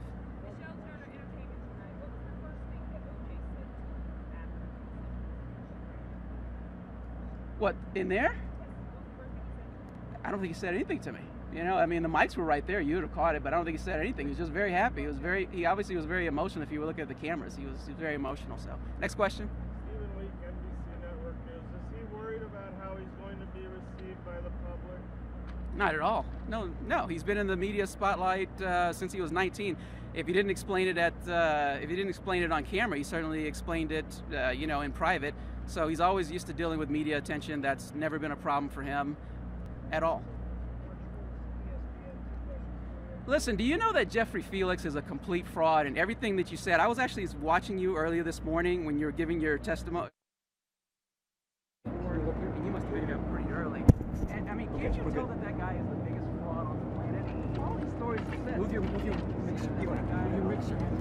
You self-publish the book. Right? And if you'll publish anything related to Mr. Simpson, people are dying to pay money for it. It's even the least incredible. No one even paid him any money. Go back to the podium. Go back to And I've told ABC News a million times, which is also ESPN, which is also Disney. I've said a million times through your producer that this guy's a fraud and a phony, and every single thing he has in that book is made up, okay? But no, you didn't, and so I don't want to take any questions from you because you have gone on and perpetrated a fraud for this Jeff Felix, who's supposedly the guarding the juice guy. You embarrass and make a mockery of the corrections officers over here, okay, who are actually doing a really good job. And Mr. Simpson actually has very positive things to say about the Nevada Department of Corrections. The wardens all here have treated him great. They're very compassionate. In his words, they actually treated him terrific, okay? This Jeff Felix is, I mean, you see that mullet and how his hair's dyed, right? You don't buy credibility from people who are like that, who even look like that, all right? And you should have at least tried to vet the story. For the last year, you could have vetted the story. So I'm a little bit agitated when I see you. Now, maybe I'm taking it personally because you were the one on the news repeating all this stuff that Jeff Felix said, every bit of which was false, every bit of which is unverifiable, every bit of which is untrue. But you were doing it this morning, okay? So Jeff Felix is a fraud. I don't want to take any questions about Jeff Felix. I don't know what I'll tell you exactly what Jeff Felix is. He was here, he worked in the canteen, and Mr. Simpson, like every other inmate, when they go to canteen once a week, would see this guy. And he was kind of like a minstrel. He'd sit there and tell jokes. He wanted to impress Mr. Simpson, and that's the end of it. He couldn't identify Mr. Simpson's cell, okay? Maybe he knows the unit because someone told him, but he certainly couldn't even identify the cell. And I've already got it in, this has agitated me so much that I already have it in progress to strip this guy of his pension benefits.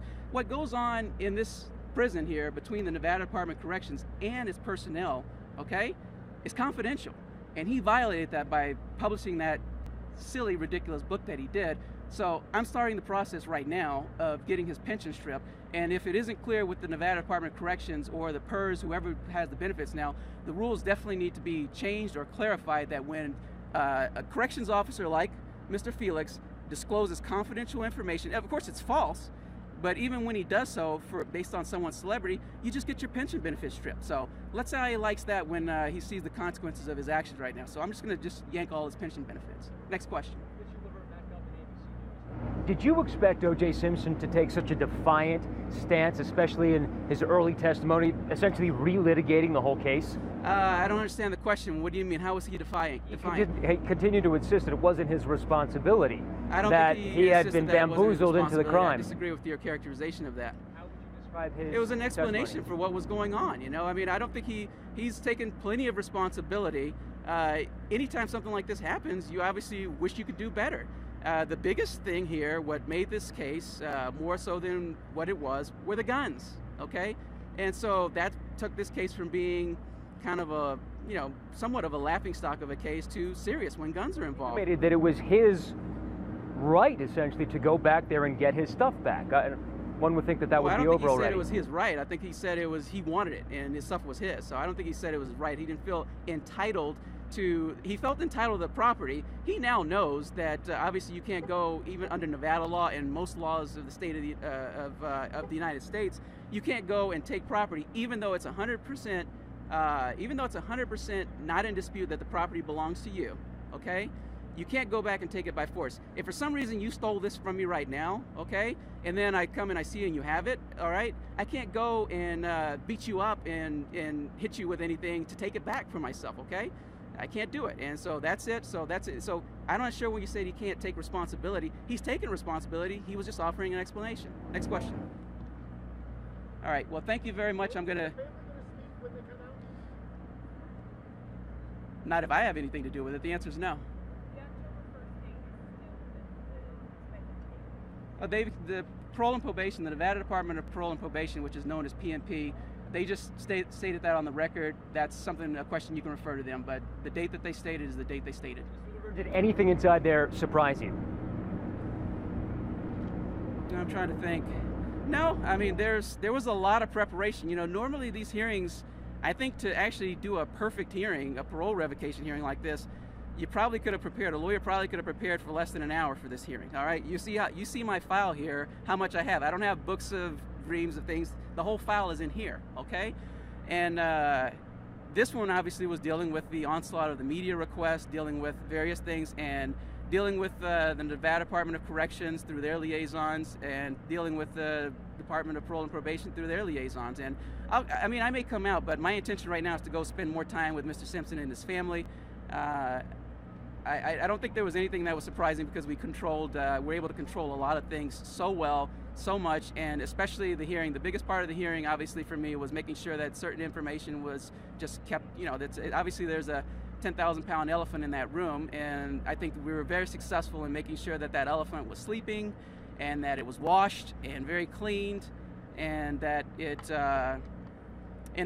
never started, rearing its head or knocking things around. So that was, for me, that's 100% success when that was excluded and kept out. Thank you.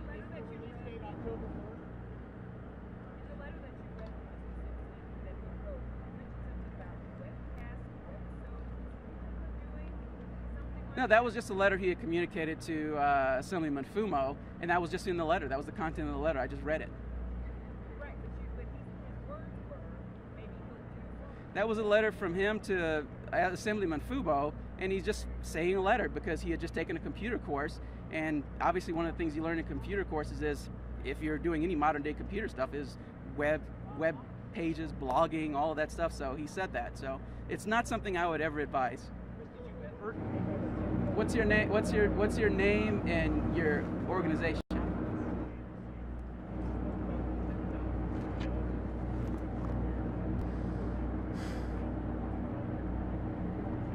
No, I wasn't referring to that at all. I mean, come on. You know exactly what I was referring to. Come on. Doubt he would get paroled? Excuse me? Did you ever doubt that he would get paroled? Well, the answer is yes, and no. Yes, because Mr. Simpson is obviously a very polarizing figure. He's very, very well loved. But also he's, held into contempt by a lot of people. And he also wanted to thank the media for, not thank the media, thank the people, his fans who have communicated through the media. You won't publish the positive things that are said about him, but he's, all of his fans have sent him mail saying that they've sent a lot of information to the media, and I've never seen any of it published, maybe one article or something like that. So he wants to thank them. He wants to thank the NDOC, thank the PNP, all of these organizations. So he's just so polarizing. Going back to your question, he's just so polarizing that it was hard to really know the certainty of this. I'll tell you one thing that made me very optimistic, and I'll be very frank with you here. The one thing that made me very optimistic is that and this is something I don't think was published, is that the parole commissioners here that you saw, the 4 individuals, and then there's 2 others that are still active. It's a commission that's 7 total. Those commissioners are actually appointed. They're not elected officials, okay? So they're actually appointed by the governor, and more importantly, and this is what's important, this is why I started feeling very, very good about this, they can only be removed for impeachment, almost like a federal judge. Now, their terms expire, but they can only be removed for impeachment. So they can make decisions regardless of the outcry and the heat on them, okay? That's unlike the process that Mr. Simpson has been exposed to for the last 9 years, where he's dealing with elected judges. And listen, who wants to be the judge who has to run for office that says, I did something favorable to let O.J. Simpson go? I mean, we put on, when I say we, attorneys Tom Pitaro and attorneys Ozzie Fumo and attorneys Trish Palm, all phenomenal lawyers. They actually helped me prepare for this hearing today. They put on probably one of the strongest habeas cases you'll ever find, okay, after the conviction. And it was an uphill battle, and it was respected that it was an uphill battle. But I just, if you sit in those judges' seats and you like your judge position and you know that it's elected, if you do anything negatively against, if you do anything favorably for Simpson, you got to be thinking, hey, someone's going to I'm going to draw an opponent, and the first thing the opponent's going to say is, this is the judge that let O.J. Simpson go, okay? So that's it. All right, I'm going to go back and spend some more time. Huh? I'm going to go back and spend time with with Mr. Simpson and his family a little bit. I'll be back after it's finished. It's kind of hot out here, and hopefully it's hot enough for you to all be gone by then. But if you're not, I'll answer some more questions, all right? Take care.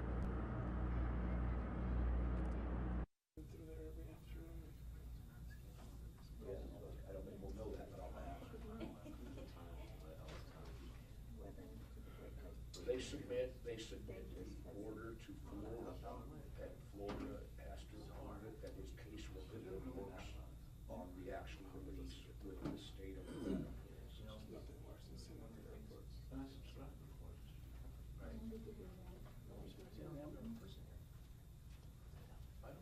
No, I don't. The Times reported.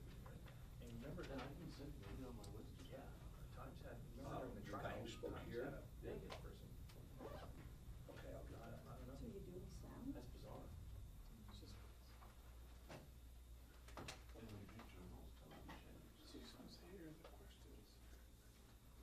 Yeah.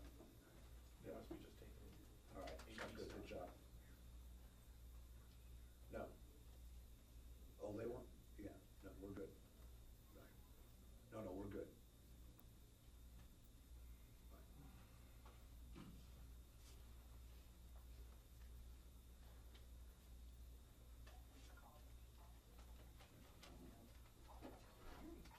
Did you say you were doing fires before you got here then? Is that what you were doing? I did fires all last week, and then Sunday night I had to fly to Arizona for the people who drowned at Oh, the flash flood? Yeah. Yeah. Are you going back for McCain? No, I'm just heading back to San Diego. I think a lot of people are heading down there. Yeah. It explains a lot. So they were all heading down Sweden. It's just too bad. I mean, I'm glad they caught him. It's horrible.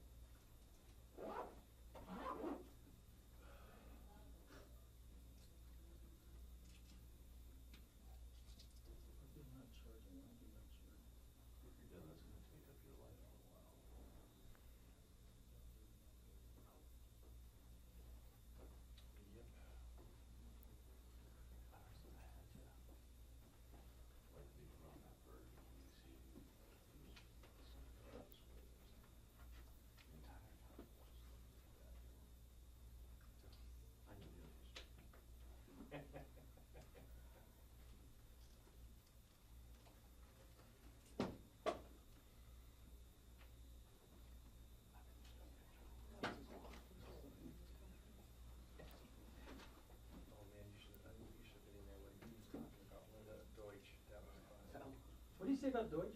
Well, he just said, I remember the elderly AP writer, Linda Deutsch. The one who built her career on you. Yeah. I was like, oh. Well, Linda considered that feather in her cap that they were friends.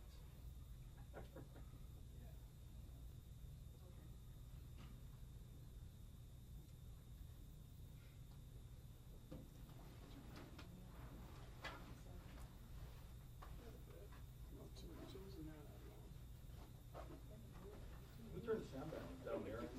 Yeah. Michael. Yeah. So we still are on sound. You're gonna blow it yet. I'm just looking here, there's already a couple outlets that are, that my headline was caught on open mic, and they're already, okay. I didn't read the headline. I didn't read the story, so thanks, Mike. What they asked for. Like 30,000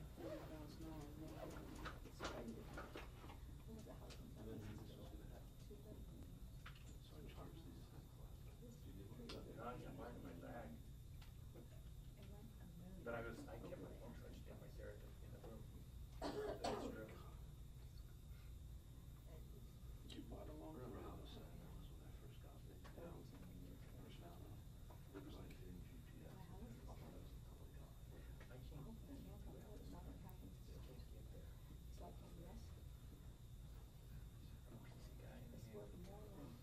See a black man? Or I used to have a black guy, when we were out, but now I must have a huge box of old phones and Blackberries. I had a Palm Pilot. Remember those? Only by the look. Because I'm jealous of all the people that have those. So I'm not complaining.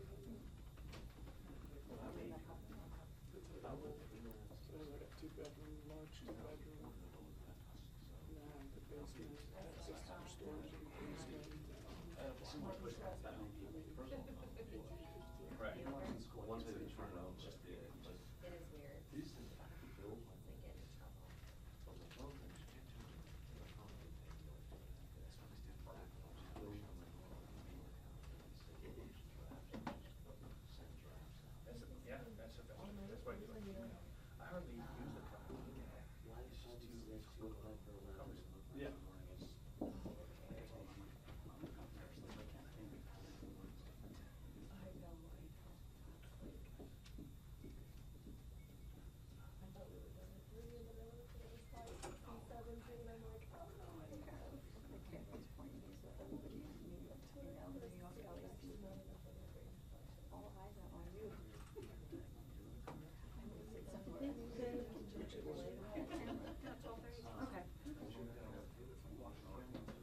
I don't tend to.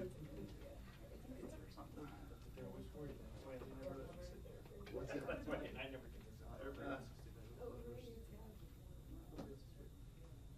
There's an email I sent you with a lot of pictures, but it's not loaded. When you go outside.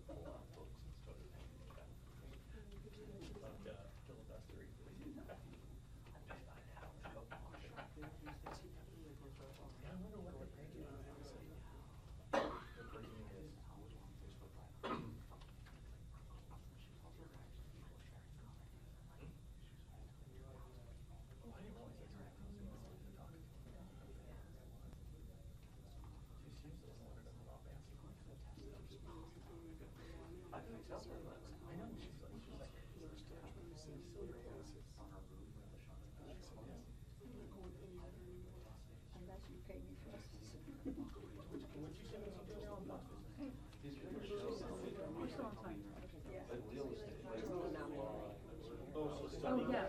It's legal, but it's also more. For some reason, Oh, that's cool. the video, the neighbors of the street. It just said real estate thing at the bottom. But it's, I still, it's still built legal. He's still based in Vegas? They had just done it.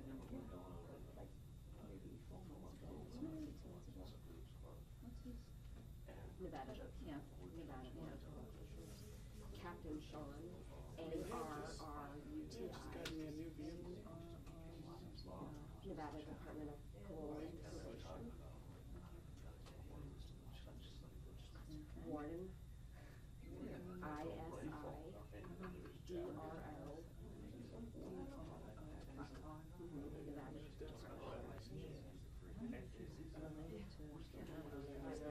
That'd be bad.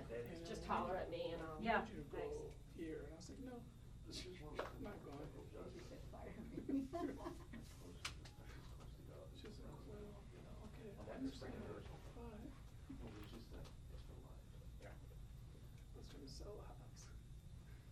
I actually had. I didn't have time for them anymore. You wouldn't have that. Yeah, oh yeah, during the informal thing. Alex still has. I went to America, those cameras, and there you are. The last 2 months, I said, I'm not going, I'm not traveling. And then she's all. You were traveling so much. And then we were trying to sell the Yeah, house. Summer Meyer was, he and I were texting last night. And it was all. It's his Supreme Court. And I actually put the house on the market before I knew about this job, so I took a chance. You know what, especially since you picked up a job, but then when you look at how it all. Yeah, I'm another refugee. You are? Yes. Oh, yeah, she was a officer. Yeah, yeah. Oh, I forget that we're there. Yeah. No, I worked on Techno, the science show, out of, Culver City. So, and here we are, sitting in front. Yeah, No, You guys need a 5-minute heads up? You guys need a 5-minute heads up? We have no heads up yet. No, We're ready, have we're we? ready if you are. Okay.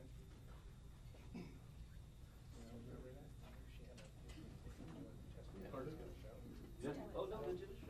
Okay, first, I've got some handouts for you, if you guys want to pass them. What are these? The speakers, so just go ahead and take one and pass it on, and then.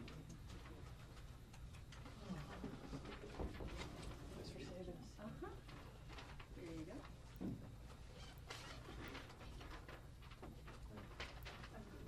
Make sure that Send them this way. Thank you. Just make sure there's not anybody else. David, I also have a handout for the Division of Parole and Probation. It's a double-sided copy, and it's also got my contact information on there. David, is the Florida person gonna be speaking? No, no, we knew that we'd get a question as who to contact. Okay, So, thank you. Yeah. are all the pool reporters here? Yes. Okay.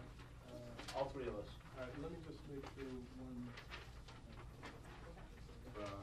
Yeah. Did a nice job with the colors, just to use that. I can't take credit for that. That's a prepared one by the Interstate Compact Office. You guys have this? I didn't get that one, thank you. Are these available? Are these online? They will be now.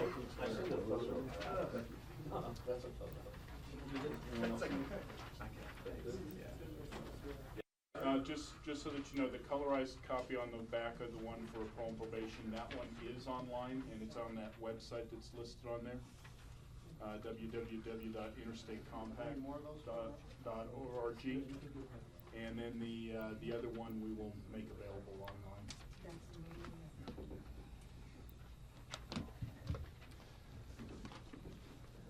Jim, come over here. These are the orders. And the conditions. The conditions of parole. And if you want to just let them pass those down, Kathy. Take one and pass them down. Are we good? All right. Good afternoon. My name is David Smith, and I'm speaking today on behalf of the Nevada Board of Parole Commissioners. With me today are Captain Arudi, who's Nevada's Interstate Compact Commissioner and an employee of the Nevada Division of Parole and Probation, and Warden Baca from the Northern Nevada Correctional Center. Captain Arudi and Warden Baca are available to answer questions relative to their operational jurisdiction. Before I read my statement and answer questions, I'd like to take the time to thank Chief Tushman of the Nevada Capitol Police, Sheriff Kenny Furlong, and Assistant Sheriff Ken Sandage of the Carson City Sheriff's Office for their help with security and crowd control today. I'd also like to take the time to thank the Nevada System of Higher Education and the IT staff of the Nevada Department of Corrections for their network and video conference support for this hearing. Lastly, I want to thank and recognize the administrative staff of the Nevada Parole Board, who for the past 3 months have done a tremendous job working together to facilitate our activities related to the public and media interest in this case. At 11:55 a.m. this morning, the Nevada Board of Parole Commissioners voted to grant parole to Mr. Orenthal Simpson, effective when eligible. Mr. Simpson's eligibility date is October 1st, 2017, and he may be released from prison on or after that date, once any proposed release plans have been approved. The board stated the reasons for granting parole included: Mr. Simpson had no prior or minimal criminal conviction history, he had a positive institutional record, he had participated in programs specific to addressing behavior that led to his incarceration, he has stable release plans and community and family support, and the victim in the case testified in support of Mr. Simpson's release. This case will now be turned over to the Division of Parole and Probation to gather and investigate Mr. Simpson's proposed release plans. Captain Arudi and Warden Baca indicated they don't have specific statements to make, so at this time I can open it up to questions. You know, interestingly, that you know, you've already provided us the contact information for Florida. So you were talking about earlier, Captain, about the process in Florida. So have you already talked and discussed all of this with him in anticipation of this, since he had already made his, you know, his desire to move to Florida clear? I mean, did you already know about this, and are they aware and ready for this? So to answer your question, we did not know what the parole board's plans were, if they were going to approve it or not, because they make that determination at the hearing. What we did do is advanced planning in anticipation that if he were to be granted parole, that part of his plan that we were aware of was that he'd had family in Florida that would serve as that support system for him. And with the understanding that he may be interested in doing an interstate compact, I have reached out to my counterparts in Florida. They are aware, and they're waiting for, they'll be waiting for our packet for their investigation to make the determination on whether or not they're willing to accept his case for supervision. And they're also in a position to deny his request to go to Florida. That's correct. So with the interstate compact, first of all, there's a handout that I provide to everybody that breaks down what the interstate compact process is. And that's a handout that's provided by the Interstate Commission for Adult Offender Supervision. Their website is on there, and it's a public access website. Anybody can go on there, and it's got everything you could ever possibly want to know about the interstate compact. So you're welcome to go on to there. But with that being said, they do have, when we put the packet together with the plan and list what his support system is, what his plan for parole is, we submit that to Florida. They have up to 45 days to do that investigation, and they provide a response. Interstate compact is not a guaranteed thing. Interstate compact is a privilege, but it's a privilege based on meeting certain criteria. And Florida, when they do their investigation, they'll make the determination of whether or not they're going to be willing to accept his case. Captain, in your experience, how often does the receiving state say no thank you? Depending on what the support system is. In the case of either a returning resident or in the case of resident family, the acceptance rate, as long as there's a valid plan of supervision, is high. In the case of a discretionary case where a person doesn't have that support system, but they have other opportunities they're looking to pursue, or they're looking for a change of scenery, in those discretionary cases, the rate of acceptance is lower. With 2.5 months between now and the eligibility date, what would be the hitch that he would not get out on October 1st? So the one thing that Nevada doesn't control, under the interstate compact, the receiving state, which in this case, if the plan is for him to go to Florida, the receiving state would have up to 45 days. If they were to exceed that 45 days, that could postpone. If there was a problem with their investigation that they couldn't complete it in that 45 days, that could postpone the release. But with the amount of lead time, we don't anticipate that there would be a problem with that. You would not have to spend any time in Nevada at all? That's correct. What if Florida said no?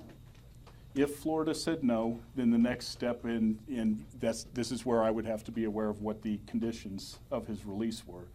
Our pre-release unit would look to find him a suitable plan or work with him to develop a suitable plan for here in Nevada. Will the date and location of his date of his release be given to the public and the media, or can he just be let go without any of us knowing? That would be a conversation for Warden Baca.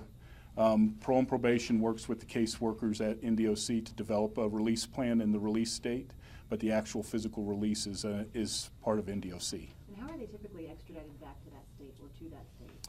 Well, it's not that he wouldn't be extradited to that state. So if he were accepted for supervision in another state, then either family members would assist with those plans, but generally speaking, most of them either go by bus or plane.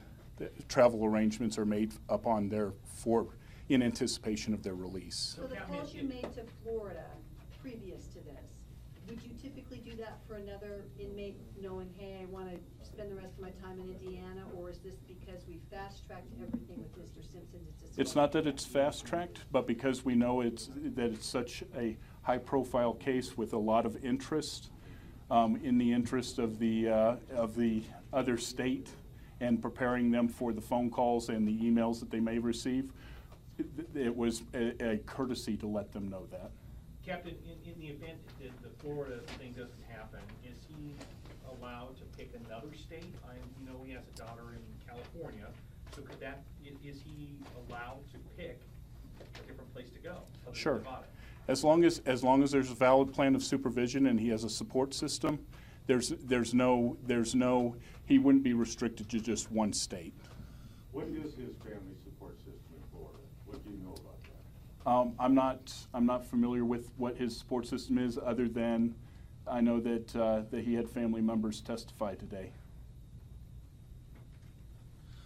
But when he is released, say that Florida accepts him and they do it in time for him to be released on the earliest possible release date, which is October 1st. So he would then just walk out of prison. Is there a possibility he may go to another institution, like some kind of step-down facility or a halfway house, sometime between now and the time he's let out of incarceration? So if the plan of transfer is to go to Florida, there wouldn't be a release to the street to go to Florida in that way that you're talking about, like a transitional living or a halfway house. But again, as far as the release process, I'll turn that over to Warden Baca to talk with you about. On my handout, I do have my contact information. You're welcome to give me a call. Additionally, I also have my email address. You're welcome to email me. We will update our website at Parole and Probation to include the same information that you have. Typically, the division does not speak specifically to one particular offender over another.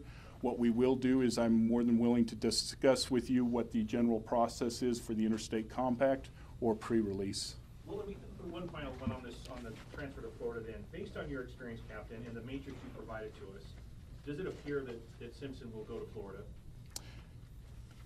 As long as he has a valid plan of supervision along with the support system, there would be a good opportunity for him to. Thank you. Thank you. So what happens now? What's he, for the next couple of months, what's he doing? Just waiting? Okay, so right now he will stay at Lovelock, and they'll develop the release plan for him for his release parole plan, and then we would go from there as far as for his release, prepare for his release. Why, is there any say he stays in Nevada, is there any halfway house situation or anything for somebody that committed a crime as he did, or? Well, right now his with his classification and all that, he'd probably stay in Lovelock and then release prior to his release. He would move to one of the other institutions that does releases. If he's going to release in the north, that'd be Northern Nevada Correctional Center. If it's in the south, more than likely High Desert State Prison. So he'd spend, what, 1 or 2 weeks there, a month? Right, it would be a short period of time, and then he would transport out. It's just easier to transport from those areas than it is from Lovelock. So this would be another prison that prepares, that does releases, you mean, that's a specialty of theirs? No, all the release planning and all that would be done at Lovelock, and then it would just be the matter of moving them basically closer to a place that's easier to transport from, closer to an airport or such like that. Oh, okay. And one other question, I'm sorry, if I might, one of the things that Florida will be considering is whether they want to provide the same type of support and supervision that normally you would have otherwise received from Nevada's probation commission, right? So if Florida does accept him, that means it's off your hands. Nevada doesn't have any role. Then once you move to Florida, they have Nevada probation and part doesn't have any role in supervising his release after that. So under the interstate compact, when a state accepts a person for supervision, the state the sending state, which in this case would be Nevada, he is still the responsibility of Nevada, and he will be the responsibility of Nevada until he discharges from his parole. What Florida is able to do is Florida is able to add terms and conditions to him to supervise him in a similar manner to how they would supervise their own in like circumstances. So in this case, Florida, if that's where he winds up doing his interstate compact to, Florida would provide him with terms and conditions, and Florida provides courtesy supervision for Nevada. But the ultimate authority for that case is still Nevada. If I missed this, how long is this parole for? How many years? It's for whatever his discharge date would be. Okay. Warden Baca, will the location and date of his release be released out to the public? He would be made aware of when his release date, just prior and all that. We have what we call like a lock-in date of when we know for sure that that's the date that he's going to be going to. But as far as making any kind of announcement, that's not something we normally do for any of the other inmates. So I don't believe we would be doing that.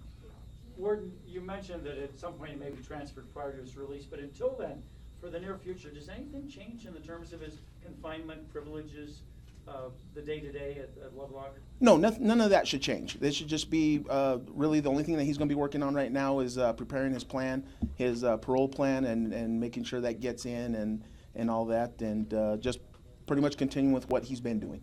Is there a deadline for getting in that plan? To be able to make October 1st? Well, he wants to get that information in as soon as possible so that people can start working on it. So he doesn't submit that plan to you prior to today? You guys don't, you know he has people, I want to go to Florida, these are my support, but an actual plan, you don't have that yet? Well, what we have is, what happens prior is that there's a parole report that is done, and then his intentions of what he wants to do, should he make parole, is part of that parole report. To the extent that he has to check in or with a parole or probation supervisor from time to time after his release, would he be doing that in Florida, or would he have to come back to Nevada for that? That's kind of what's Yeah, so when he's under supervision by Florida as a courtesy supervision Can you for go to the mic? Nevada. Can you go Oh, to the- sure. please?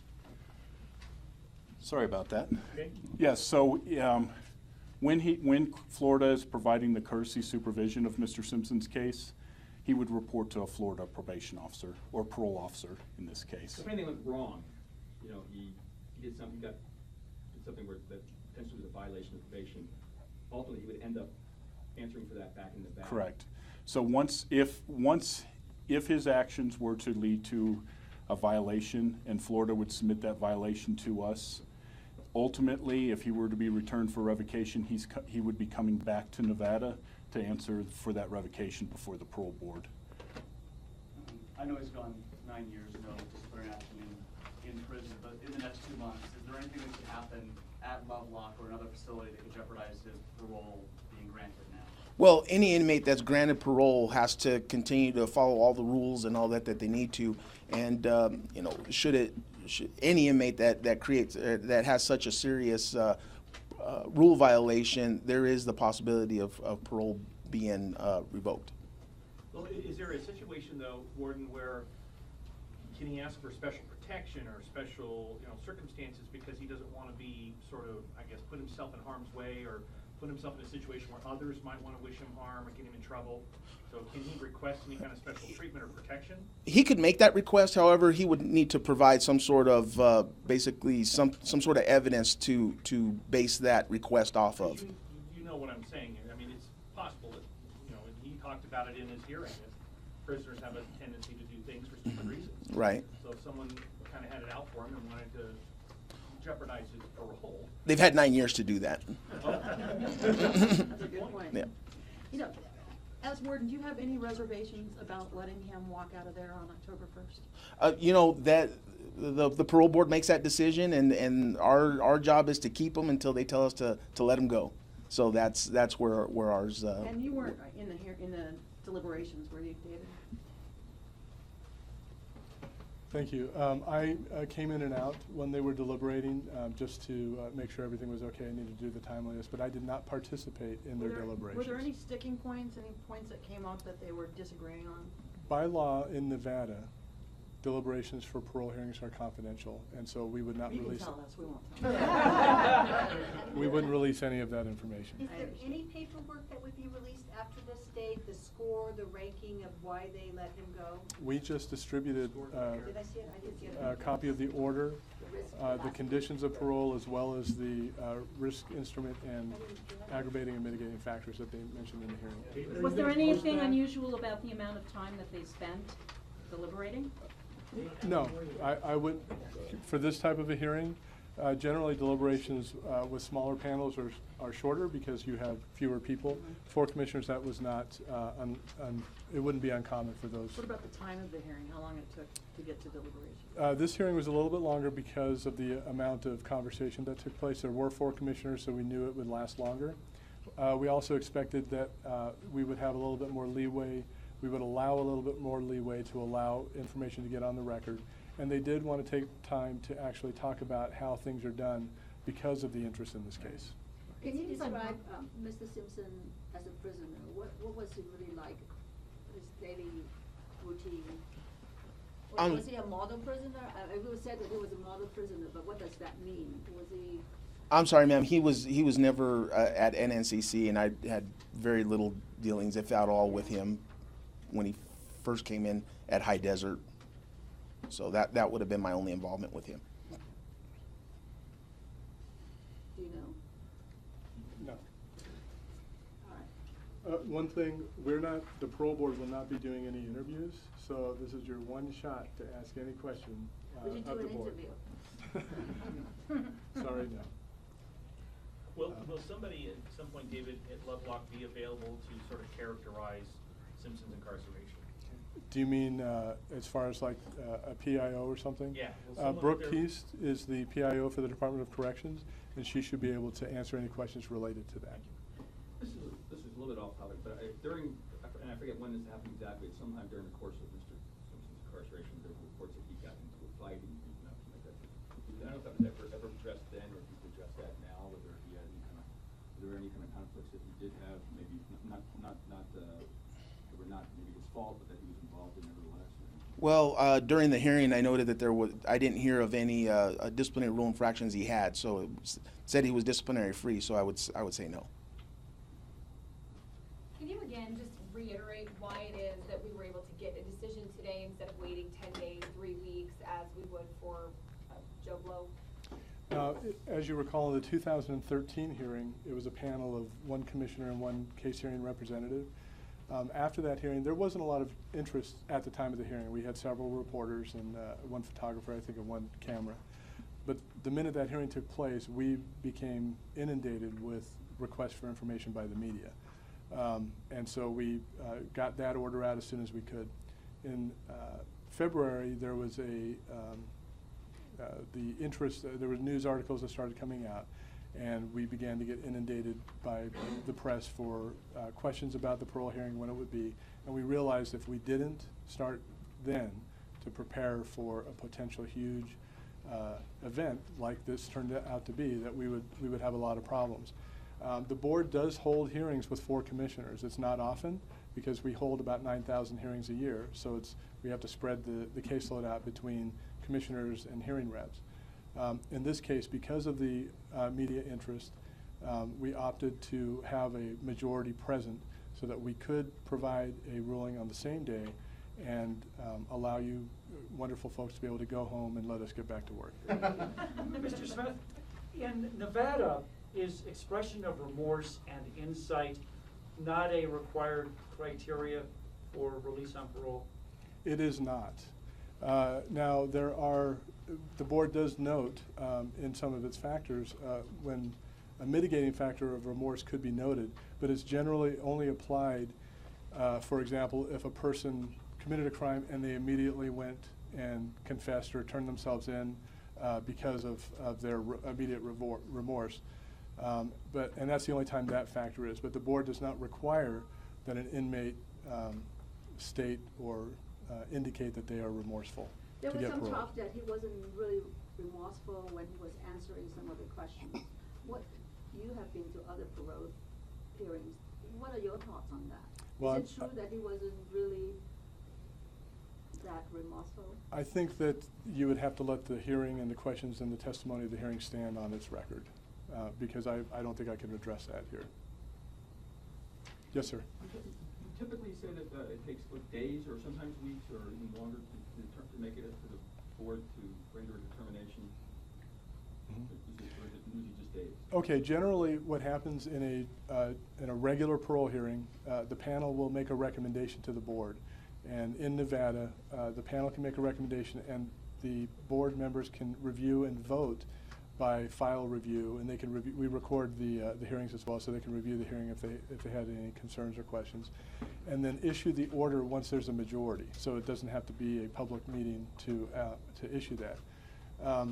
That can take, because commissioners in Las Vegas are voting on Carson City cases and vice versa, it can take about 2 weeks. And we don't generally release results until we know that the inmate has been notified, and so that adds a little bit more time to it. But in this case, because they had 4 commissioners who voted in a majority, they were able to give that answer today. Maybe I missed it. Did you answer the question whether you're going to tell us when and where he will be released? So typically, we don't give that give that information ahead of time. The inmate in general will know ahead of time when his release is. Basically, we give what's called like a locked-in release date. But as far as announcing when and where he's going to be released, we normally don't do that. Normally, but this is not a normal case. Okay. So I would tell you I don't believe we have any plans of doing that. But he'd be here up until the final 2 weeks or so, or 3 weeks, would that be safe to say? That would be safe to say. He would remain in Lovelock until just prior to his release. Would you make an exception? Again, I don't believe we have any plans on doing that. And the facility he would be transferred to would be one that was closer to airports and public transportation? Yeah. Or the populated areas? Like, Yes. Which, like, what would those be? So we do releases, we primarily do releases out of NNCC for the Northern Nevada Correctional Center, which is located here in Carson City, and then out of, in the south, out of High Desert State Prison. And how will he get back to Florida if that's where he goes? Those arrangements will be made with his parole plan. Yeah, those are. Yeah, so once the release plan is developed, part of the arrangements that pre-release works out with the caseworkers at NDOC is whether it's going to be by air, by train, and usually then they work with the family to make arrangements on the purchase of that ticket. Thank you all very much for your Thank you. cooperation. Yeah, we appreciate you guys. We realize you're going through Thank you a very great deal much. of trouble you don't normally go through. Art, Do you have a know question? why- You came a long way. You know why one of the Okay. parole commissioners was wearing a Kansas City Chiefs tie? I would say probably because he likes the Kansas City Chiefs. If you had to do all over again, would you do it? Pardon? Any other questions? All right, thank you very much. This will conclude the press conference, and I hope you have a wonderful trip back to wherever you came from. Thank you. It's almost gonna be a long season for the Chiefs, so he's in trouble. Thank you.